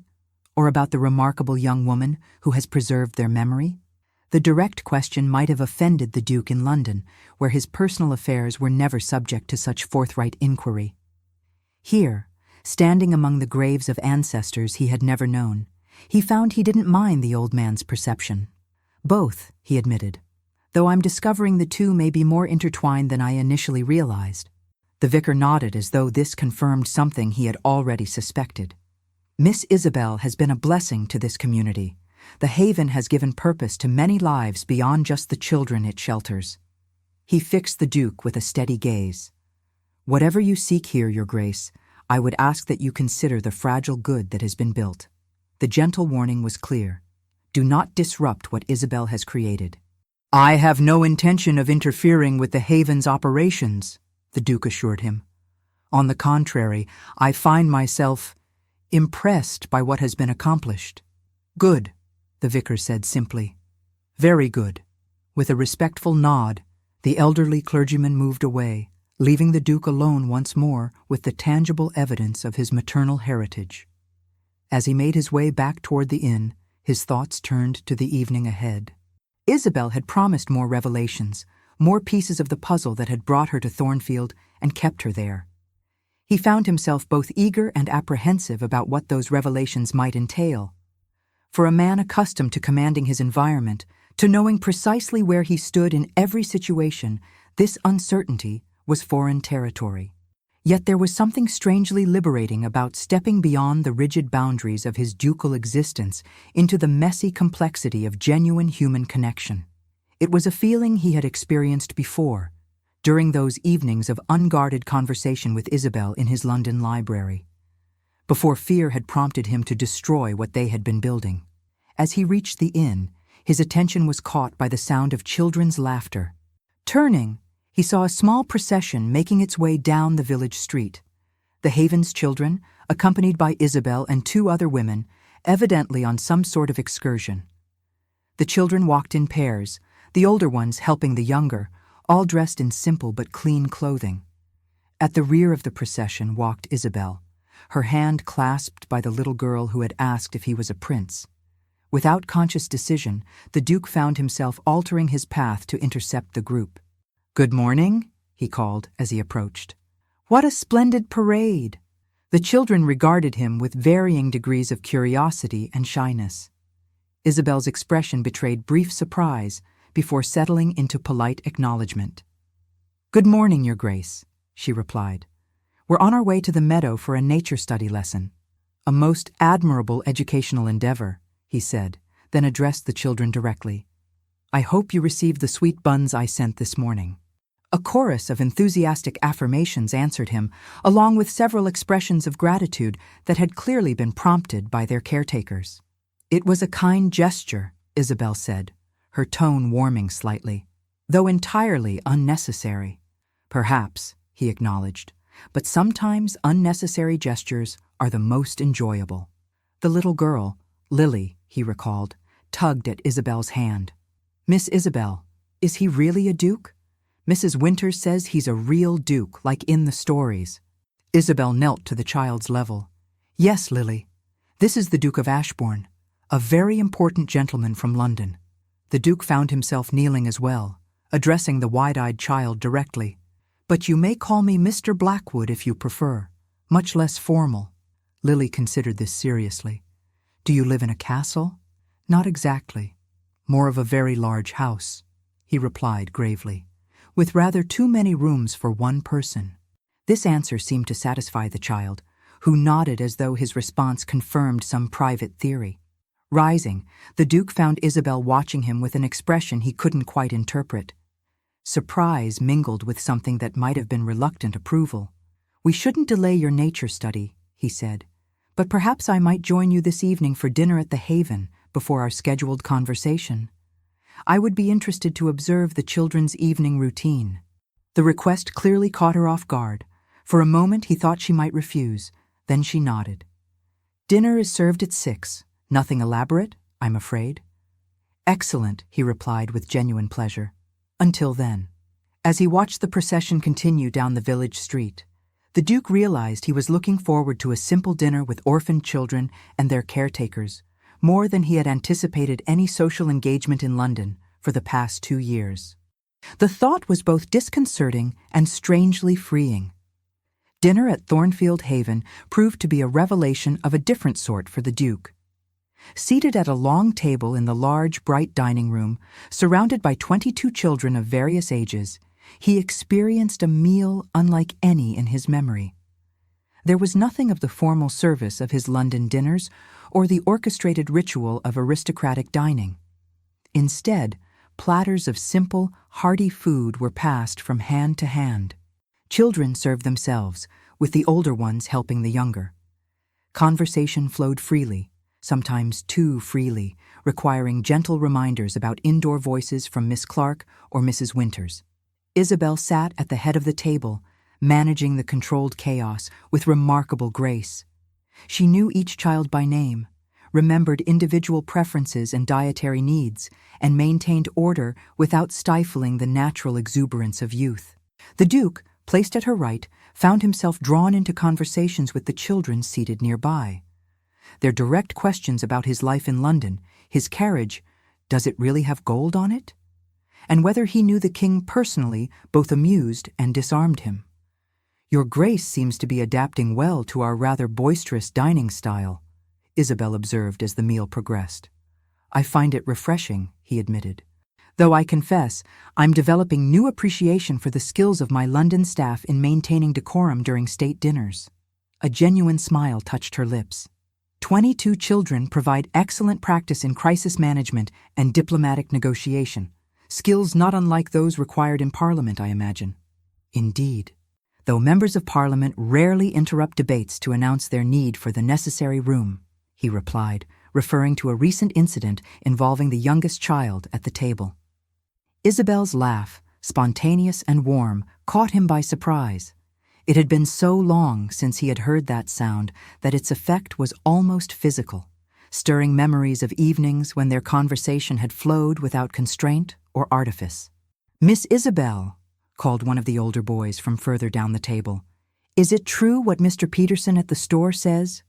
That the Duke is going to live in the steward's cottage?" The question created an immediate buzz of excitement among the children. Isabel's startled gaze met the Duke's. "I've made no such arrangements," he clarified, addressing both Isabel and the curious children, "though my valet did make inquiries about its availability at my request." "The cottage has been empty since Mr. Bradley moved to Newcastle last spring," Isabel said, her tone carefully neutral. "It would certainly offer more privacy than the inn." "And we could see you every day," exclaimed Lily from her place near Miss Clark. "You could read stories with us." "Lily," Miss Clark admonished gently, "the Duke is a very important gentleman with many responsibilities." "But he sent us sweet buns," argued another child. "Important gentlemen who send sweet buns must like children." The logic was impeccable, the Duke had to admit. "I do indeed like children," he confirmed solemnly, "though I have limited experience with them."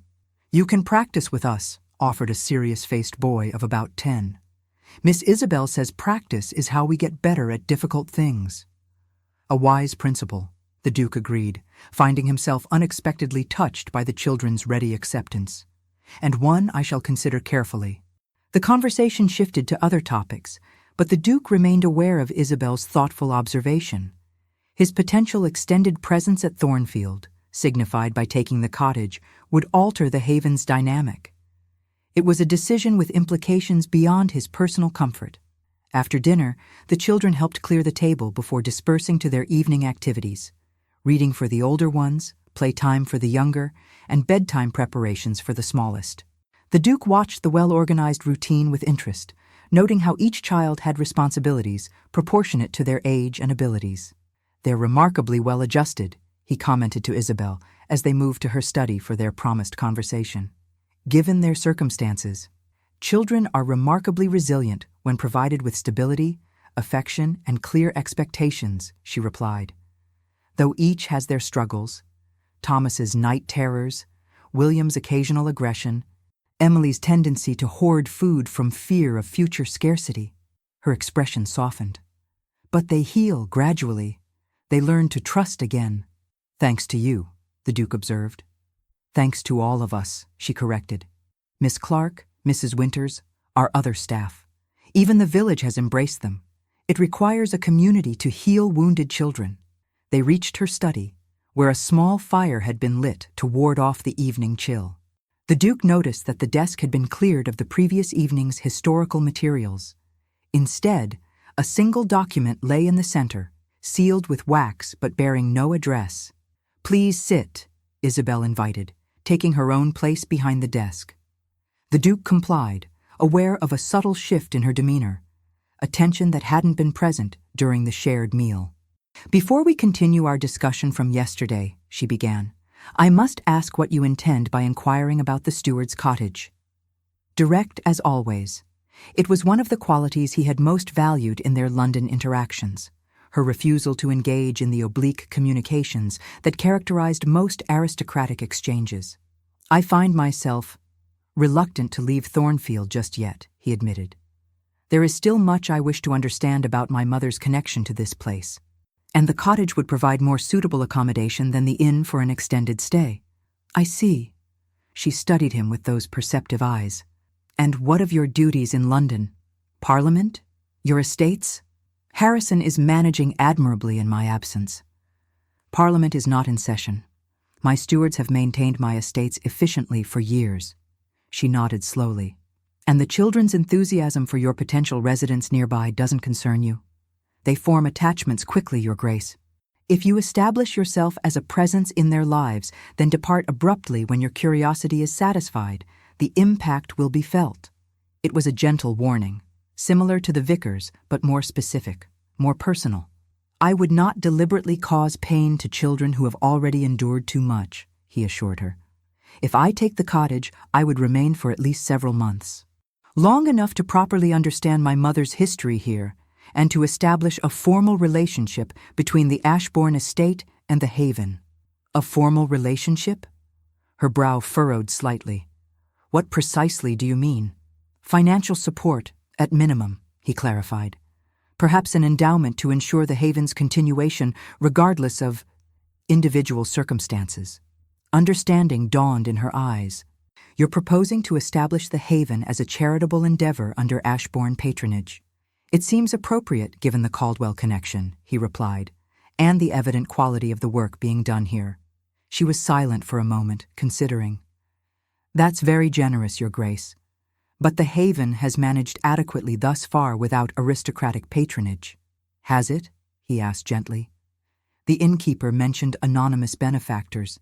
I wonder if perhaps the mysterious patrons might include a certain earl's daughter who invested her maternal inheritance in purchasing this property. A faint flush colored her cheeks. My finances are my own concern. Of course, he acknowledged. But practical considerations aside, there's a certain symmetry in having Ashbourne support for a Haven established in Catherine Caldwell's childhood home. Wouldn't you agree? She nodded slowly. There is. And I won't pretend the children wouldn't benefit from additional resources. She straightened, her businesslike demeanor returning. If you're serious about such support, I can prepare a detailed accounting of our needs and costs. I would appreciate that, he said, then added, but my interest extends beyond mere financial arrangements, Isabel. The use of her given name hung between them, significant in its intimacy. Does it? She asked softly. You know it does. He leaned forward slightly. Last night, before we were interrupted, I was about to express my regret for the words spoken 2 years ago. Words that drove you from London, from my home. She held his gaze steadily. Words have consequences, Your Grace, as do actions. James, he corrected quietly. Please, when we're alone like this, I would hear my name from you again. A slight tremor passed through her composed expression. James, she acknowledged. Very well. But regret, however genuine, doesn't erase what happened. We cannot simply resume where we left off, as though those 2 years never existed. I don't expect that, he assured her. Too much has changed. You've built something remarkable here. I've existed in London, going through the motions of my ducal obligations while wondering where you had gone. Why you had left so completely. You know why, she said, her voice low but firm. "You made it abundantly clear that our arrangement had served its purpose, that you required a suitable duchess, not a friend who had overstayed her welcome." Words spoken from fear, not truth, he admitted, the confession costing him more in pride than anything had in years. "When I returned to London that night, saw how you had transformed my home with such thoughtful attention to my preferences, I recognized what had been developing between us, and it terrified me." She remained silent, waiting. "I am not a man accustomed to vulnerability, Isabel. The Ashbourne Dukes have traditionally approached marriage as a strategic alliance, emotions firmly subordinated to duty. My father's example reinforced this principle." He paused. "But in those 2 years of your companionship, something entirely different had taken root. Something that threatened the controlled existence I had maintained since inheriting the title." "So you destroyed it," she said simply. "Deliberately? Thoroughly?" "Yes." The admission hung between them, honest in its starkness. "And I have regretted it every day since." Isabel's expression softened fractionally, but she made no move to bridge the gap between them. "Thank you for your honesty. I believe you mean what you say, James. But as I mentioned yesterday, there are still things you don't know, things that may affect your perspective on what happened, and on what might be possible now." She reached for the sealed document on her desk, turning it in her hands as though weighing a decision. "Last night, you asked why I really came to Thornfield, why I abandoned my London life to restore a stranger's ancestral home and turn it into an orphanage." She met his gaze directly. "The truth is complex, with roots that extend before our parting." "I'm listening," he said quietly. "Do you recall the fortnight you spent at your country estate, just before our final evening in London?" "Of course. It was a necessary visit to address tenant concerns and review the harvest preparations." She nodded. "During that time, I received a visitor at your London house, a man claiming to have information of a sensitive nature regarding the Ashbourne family." The Duke's expression sharpened with interest. "What sort of information?" "He wouldn't say initially.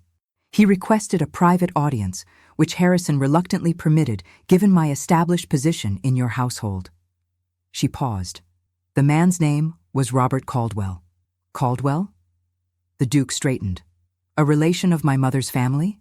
"Your mother's cousin," Isabel confirmed. "A man who had fallen on hard times and harbored significant resentment toward your father for, as he put it, stealing Catherine away and erasing her family connections." "What did he want?" "Money, initially," she said frankly. "He claimed to possess documents that would prove embarrassing to the Ashbourne name if made public. Letters between your parents that revealed the true nature of their marriage." The Duke's jaw tightened. "Blackmail, then?" "In essence, yes. But when I refused his demands, he changed tactics. Instead of threatening scandal, he revealed information about your mother's time in Thornfield, including the existence of this property and its significance to her.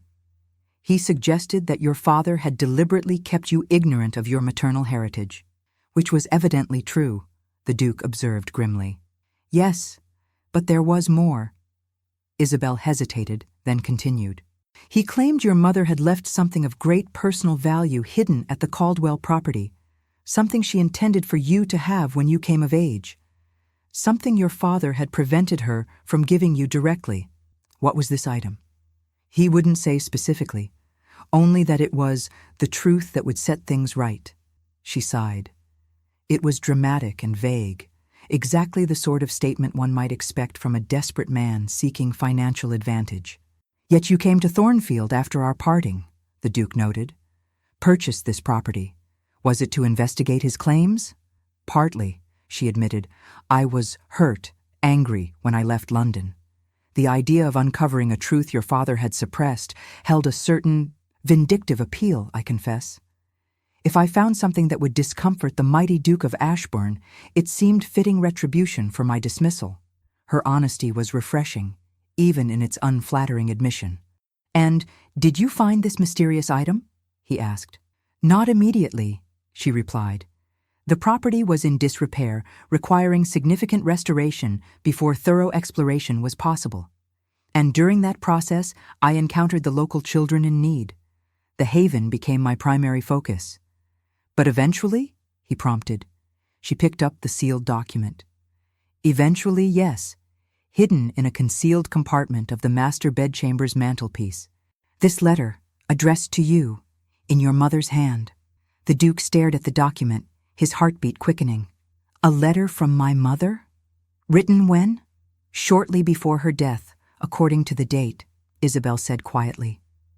It was sealed, as you see. I have not read it. She extended the letter across the desk. He took it with hands that were not quite steady, turning it to examine the seal, the Caldwell family crest rather than the Ashbourne ducal insignia. She must have written it here during her final visit to Thornfield, Isabel continued.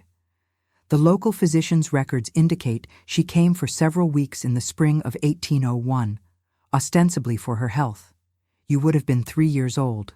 I have no memory of such a visit, the Duke said, still staring at the letter. You likely remained in London with your father, Isabel suggested.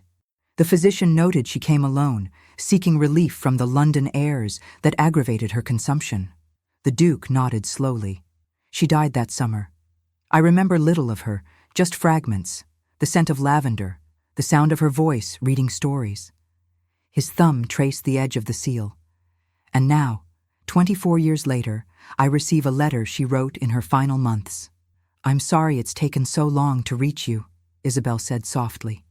When I found it, I wasn't certain what to do. My anger had faded by then, replaced by complex feelings about all that had transpired between us. Delivering the letter meant contacting you, reopening wounds that were still healing. So you kept it, protected it.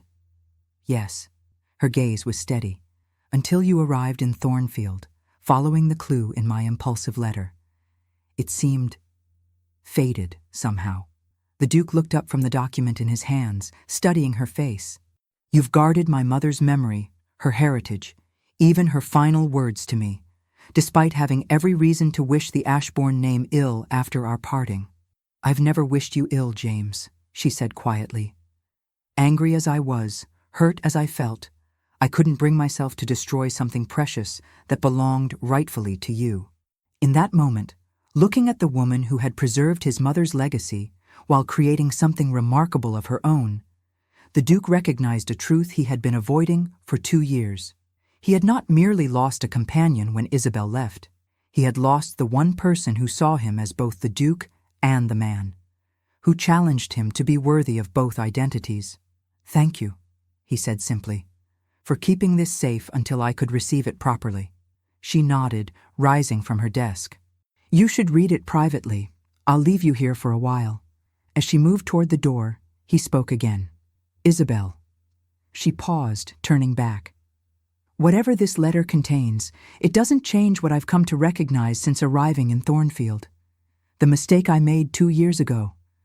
The possibility that still exists, if you're willing to consider it. Her expression softened. One revelation at a time, James. Read your mother's words. We can discuss possibilities after.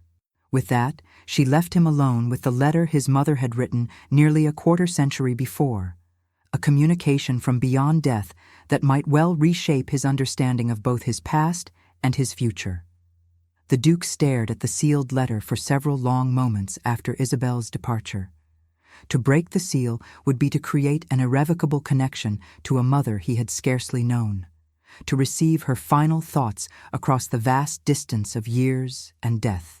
With careful fingers, he broke the wax and unfolded the delicate paper. The handwriting was elegant, but showed signs of the weakness that had marked his mother's final months. Some letters wavering slightly, the pressure of the pen inconsistent. My dearest James, if you are reading these words, you have found your way to Thornfield at last, as I always hoped you would. I write this from the window seat of my childhood room, looking out over the hills where I played as a girl, knowing I shall never see them again once I return to London. The physicians speak hopefully of my recovery, but a woman knows when her time grows short. I have perhaps a few months remaining, and there are truths you must someday know that your father will never willingly share. First, know that you were conceived and born in love, a love that transcended the political alliance your father believed our marriage to be. Though our union was arranged to join the Ashbourne fortune with the respectability of the Radley name, I gave my heart freely to the man I believed your father could become. For a time, in the early days of our marriage, that man emerged. Behind the cold ducal facade, I discovered someone capable of tenderness, of vulnerability, of genuine connection. Those private moments sustained me through the public performance our life often required. But as your father's political ambitions grew, the gap between private truth and public appearance widened.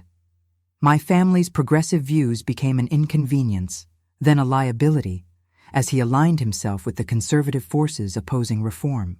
When you were born, I vowed you would know both sides of your heritage, the privilege and responsibility of your Ashbourne title, yes, but also the principles of justice and compassion that defined the Caldwells of Thornfield. Your father had different ideas. To him, you were the next Duke of Ashbourne, to be molded precisely in the image of those who came before.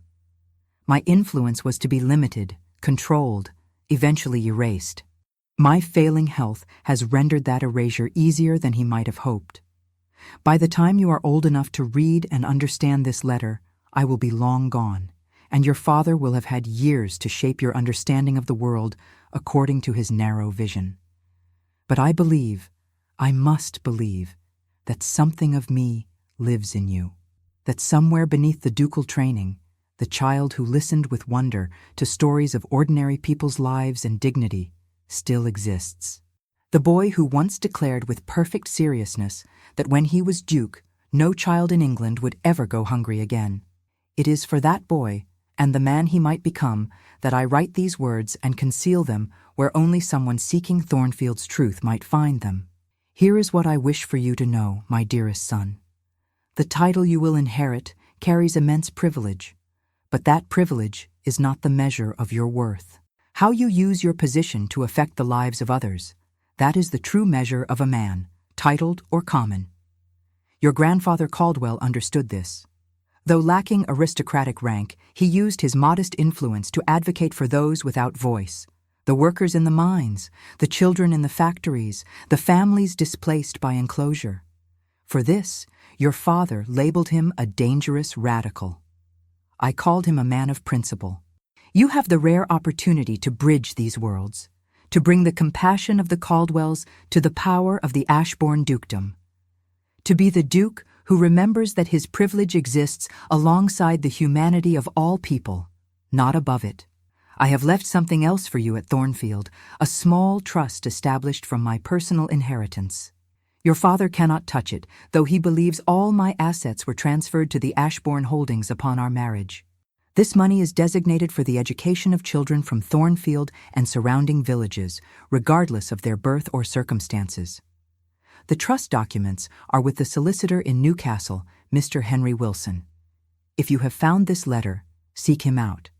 As trustee, you will have the authority to direct these funds as you see fit, hopefully in keeping with the spirit in which they were established.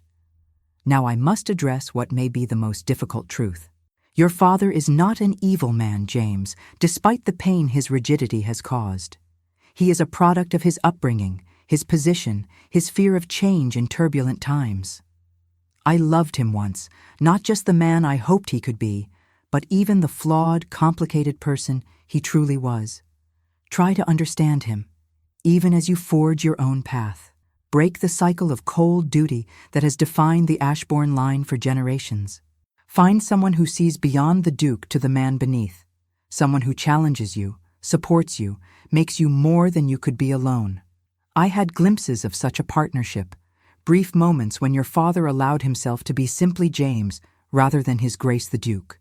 I hope you find a love that sustains such moments not as rare exceptions, but as the foundation of your life. My strength fails, and I must conclude. Know that I loved you with every fiber of my being.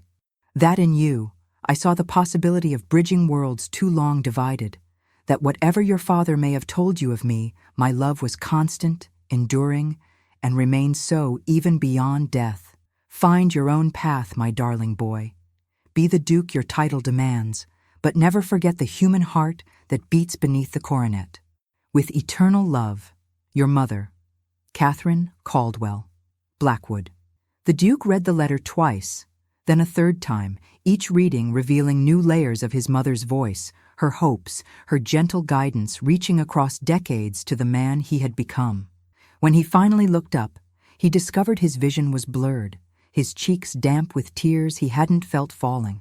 The controlled composure that had been his hallmark since boyhood had dissolved beneath the simple, profound connection to the mother he had barely known. He was still sitting thus, the letter in his hands, when a soft knock at the door preceded Isabel's return. She entered quietly, closing the door behind her before taking in his emotional state with a glance.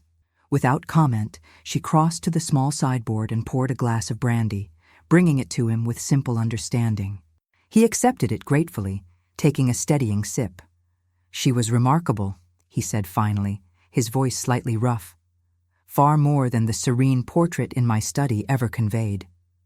"Yes," Isabel agreed softly. "From everything I've learned of her, she was a woman of exceptional character.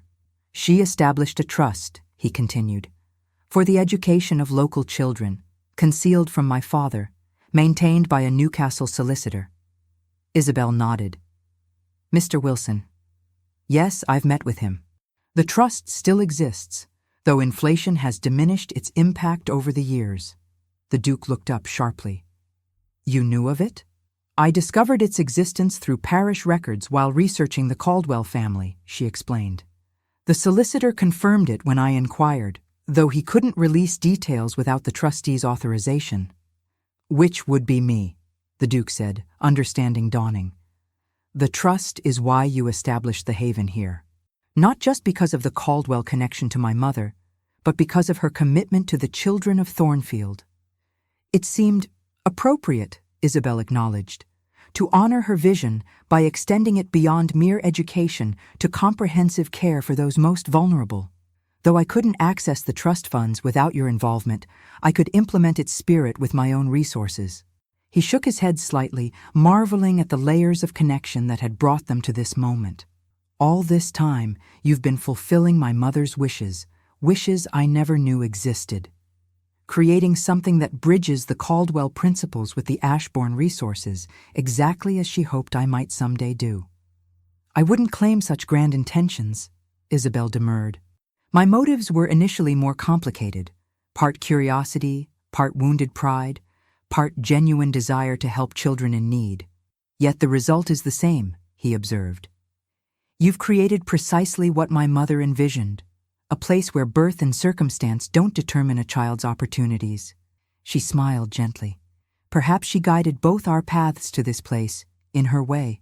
The Duke refolded the letter carefully, his thoughts shifting from past revelations to present possibilities. "Now I understand why the haven feels so right. It embodies principles that are apparently in my blood, despite my father's efforts to eliminate the Caldwell influence."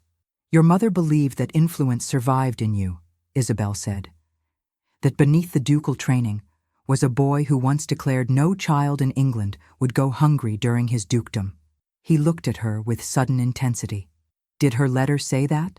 "Yes." "Did you actually make such a declaration?" "I have no memory of it," he admitted.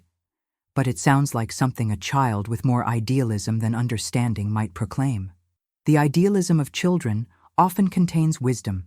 Adults have forgotten," Isabel observed. "Your mother believed you could bridge the worlds of privilege and principle, that you could be a different kind of duke than those who came before you." The Duke rose, moving to the window that overlooked the haven's grounds, now quiet in the evening darkness. "For years, I've fulfilled my duties competently, correctly. Managed estates, participated in Parliament, maintained the Ashbourne position in society. But it's been hollow, especially since you left." He turned back to face her. "I've done nothing with my position that my father wouldn't have approved. Nothing that challenged the narrow definition of ducal responsibility he instilled in me." "Perhaps that's no longer true," Isabel suggested. "You're here in Thornfield after all, discovering your mother's heritage, reading her final wishes, considering support for the haven. Those choices would hardly have met with the sixth Duke's approval. He acknowledged the point with a nod. A beginning, perhaps. A significant one, she affirmed. The Duke moved closer, his expression earnest. Isabel, what my mother described, finding someone who sees beyond the Duke to the man beneath, who challenges and supports in equal measure, that's what we had begun to build before I destroyed it with my fear. She remained seated, looking up at him with those perceptive eyes that had always seen more than he intended to reveal. Yes, she agreed simply. We had. Is it possible, he asked quietly, that we might start again? Not as we were in London. That arrangement was always constrained by society's expectations, by my inability to acknowledge what was developing between us, but something new, honest from the beginning. What would that look like, James? Her tone was not dismissive, but genuinely questioning. You're still the Duke of Ashbourne. I'm still the woman who fled that title's constraints to build a different life. I don't know precisely, he admitted. But I know it would include the haven, the work you've created here, expanded with the trust my mother established and whatever additional support I can provide. It would include honoring both sides of my heritage, as she wished. He knelt before her chair, eliminating the height difference that had always symbolized their unequal social positions. Most importantly, it would include you, not as the companion to a duke, but as the remarkable woman you are in your own right, as my partner in whatever we might build together. Isabel's composure wavered slightly at this gesture. You make it sound so simple. Not simple, he corrected. Challenging, complex, likely to raise eyebrows in London society, but genuine. Real in a way my life as Duke has rarely been. She studied him for a long moment, her expression thoughtful. I need time, James. These revelations, your mother's letter, your sudden appearance in Thornfield, your expressions of regret. It's overwhelming after 2 years of building a new life. Of course, he agreed immediately, rising to give her space. I've upended your carefully constructed world with my arrival. Time is the least I can offer in return. Thank you. She stood as well, maintaining a careful distance between them. In the meantime, if you're serious about supporting the haven, about exploring your mother's trust and your Caldwell heritage, the steward's cottage is available. Your presence here could benefit the children, regardless of other considerations. It wasn't the immediate reconciliation his heart might have wished for, but it was a beginning, an opportunity to demonstrate through actions the sincerity of his words. I'll have Davenport make the arrangements tomorrow, he said, and I'll contact Mr. Wilson in Newcastle regarding the trust. The children will be delighted, she said with a small smile, especially Lily, who remains convinced you're a prince in disguise. Perhaps she sees more clearly than most, he replied, matching her lighter tone. The man beneath the ducal title is still finding his way back to the idealistic boy my mother described. Isabel moved toward the door, signaling the end of their conversation. It's late, and tomorrow brings its usual demands. Shall I have someone escort you back to the inn? No need, he assured her. The night is clear, and I know the path now. At the threshold, he paused. Isabel, whatever you decide about us, please know that my support for the haven is unconditional. Your work here matters, regardless of personal considerations. Thank you, James, she said softly. That means more than you might realize. As he walked back to the inn through the quiet village, the Duke reflected on all that had transpired since his arrival in Thornfield. He had come seeking answers about Isabel's disappearance and found instead revelations about his mother, his heritage, and the man he might become if he found the courage to embrace both sides of his lineage. The path forward remained uncertain. Isabel had not rejected the possibility of reconciliation, but neither had she embraced it. The trust between them, shattered by his cruel words 2 years ago, would require time and consistent action to rebuild. Yet for the first time in those 2 long years, the Duke felt something remarkably like hope blooming in his chest. Not the convenient arrangement he had so coldly dismissed, but the possibility of a genuine partnership with a woman of principle, intelligence, and remarkable strength. His mother would have approved, he thought, with newfound certainty.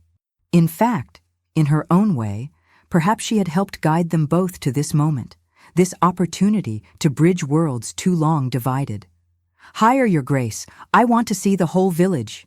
The Duke adjusted his grip, lifting Lily more securely onto his shoulders as they stood atop Thornfield Hill.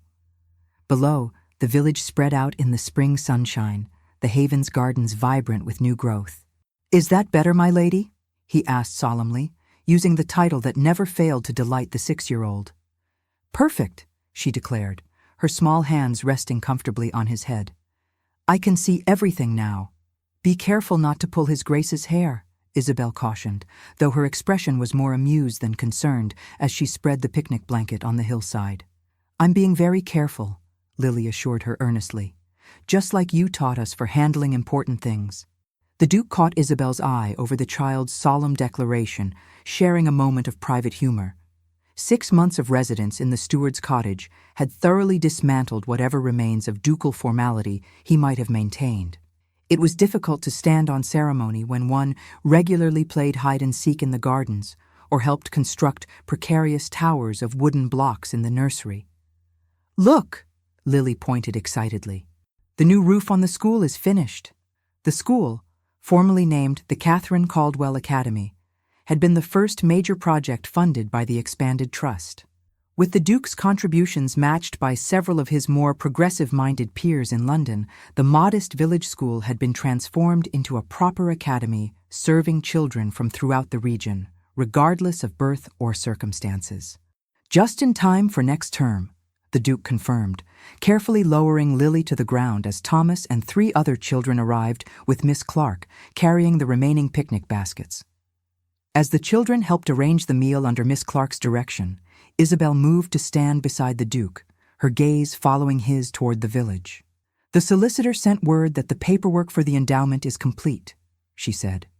"The Haven's future is secure, regardless of what may come." "Excellent," he replied, though his attention had shifted from the village to her face, backlit by the spring sunshine. "Though I hope what comes includes many more years of your guidance." She smiled, the easy, genuine expression that had gradually returned to their interactions over the months of his residence at Thornfield. "I have no plans to abandon my position, particularly now that the Board of Trustees includes several very capable women from Newcastle. Another innovation, ensuring that the Haven's governance included female voices, a radical departure from traditional charitable organizations. It had raised eyebrows among some of the Duke's London associates, but had won him unexpected allies among the more progressive peers. "Your mother would be proud," Isabel added softly, "of all you've accomplished here." "Of what we've accomplished," he corrected gently. "None of this would exist without your vision, your courage in coming to Thornfield. A journey that began with hurt and anger," she mused, "yet led to something neither of us could have imagined." He turned to face her fully, taking her hand in a gesture that had become natural over the past months of cautious reconciliation. "I have a question to ask you, Lady Isabel Fairchild." Her expression grew serious at his formal tone. "Yes, Your Grace?" "James," he corrected automatically, their familiar exchange bringing a smile to both their faces. "Yes, James," she amended, her eyes meeting his steadily. "Would you consider a walk to the village church tomorrow morning? There's a particular architectural feature I believe would interest you greatly." Her brow furrowed slightly. "The church? What feature?" "The altar," he said simply. Understanding dawned in her eyes, followed by a complex play of emotions across her expressive face. "That is indeed an interesting architectural element," she replied, her voice slightly unsteady. "What time did you have in mind for this educational excursion?"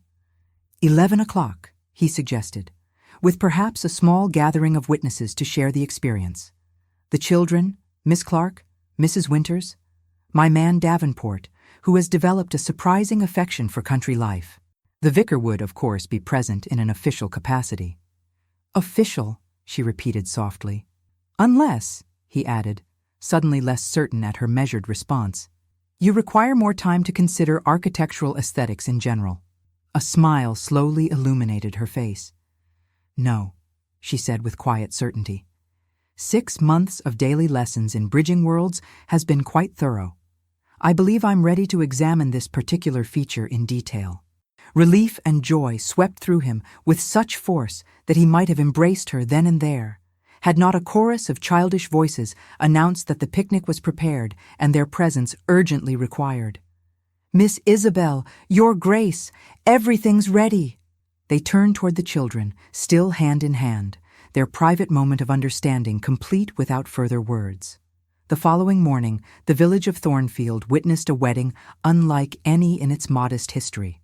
The Duke of Ashbourne, one of England's most powerful aristocrats, married Lady Isabel Fairchild not in London's St. George's or his ancestral chapel, but in the small stone church where generations of Caldwells had been christened, married, and laid to rest.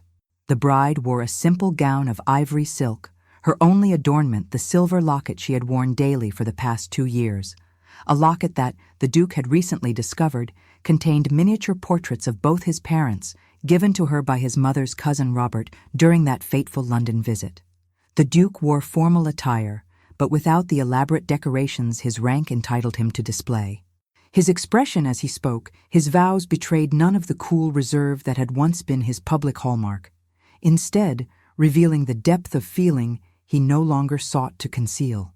22 children from the Haven witnessed the ceremony, along with the village residents who had watched the unlikely courtship unfold over the preceding months. No members of London society were present, though announcements would be dispatched following the wedding breakfast. In a small stone church in Northumberland, far from the aristocratic circles that had defined his existence for 34 years, the 7th Duke of Ashbourne married the woman who had seen beyond his title to the man beneath. The woman who had preserved his mother's legacy until he was ready to embrace it. As they emerged from the church, to the children's enthusiastic cheers, bells ringing overhead, the Duke leaned close to his new Duchess. "My mother wrote that I should find someone who challenges me, supports me, makes me more than I could be alone," he murmured. "She might as well have written your name." "A mother's final gift," he agreed, though we took a rather circuitous route to receive it. As they walked toward the Haven, where the wedding breakfast awaited, surrounded by the children who had become their shared purpose, the Duke reflected on the journey that had brought them to this moment. 2 years ago, he had spoken cruel words born of fear, driving away the woman who had begun to breach the walls of his ducal isolation. 2 years ago, she had fled to this remote village, seeking answers about his mother's past and finding instead a purpose that had transformed not only her life, but the lives of countless children. Now they moved forward together, the Duke and Duchess of Ashbourne, yes, but more importantly, James and Isabel, partners in bridging worlds too long divided, in fulfilling the vision of a mother whose love had reached across decades to heal what fear and pride had broken. And as spring sunshine bathed the village of Thornfield in golden light, it seemed to those watching that something long awaited had finally, perfectly aligned, a story of love, lost and found again, more enduring for having been tested, more precious for having been chosen with clear eyes and open hearts. In a world that often values appearances over substance, titles over character, and pride over vulnerability, the journey of James and Isabel reminds us of timeless truths about love and redemption. Their story shows us that true connection requires courage, the courage to see beyond social masks to the authentic person beneath, the courage to acknowledge mistakes, and the courage to offer second chances when they are genuinely deserved. It reminds us that healing is possible even after hearts have been broken, that understanding can grow from misunderstanding, and that the paths we take in anger or pain sometimes lead us exactly where we need to be. Most importantly, it affirms that love in its truest form doesn't divide people by rank or title. It bridges worlds, creating connections that honor both our heritage and our hopes for the future. Whether in Regency England or our modern world, the courage to be vulnerable, to admit when we've been wrong, and to open our hearts to new possibilities remains the same profound challenge and the same transformative opportunity. May we all find the wisdom to recognize when pride stands in the way of happiness, and the courage to take that first step toward reconciliation when second chances appear on our horizon.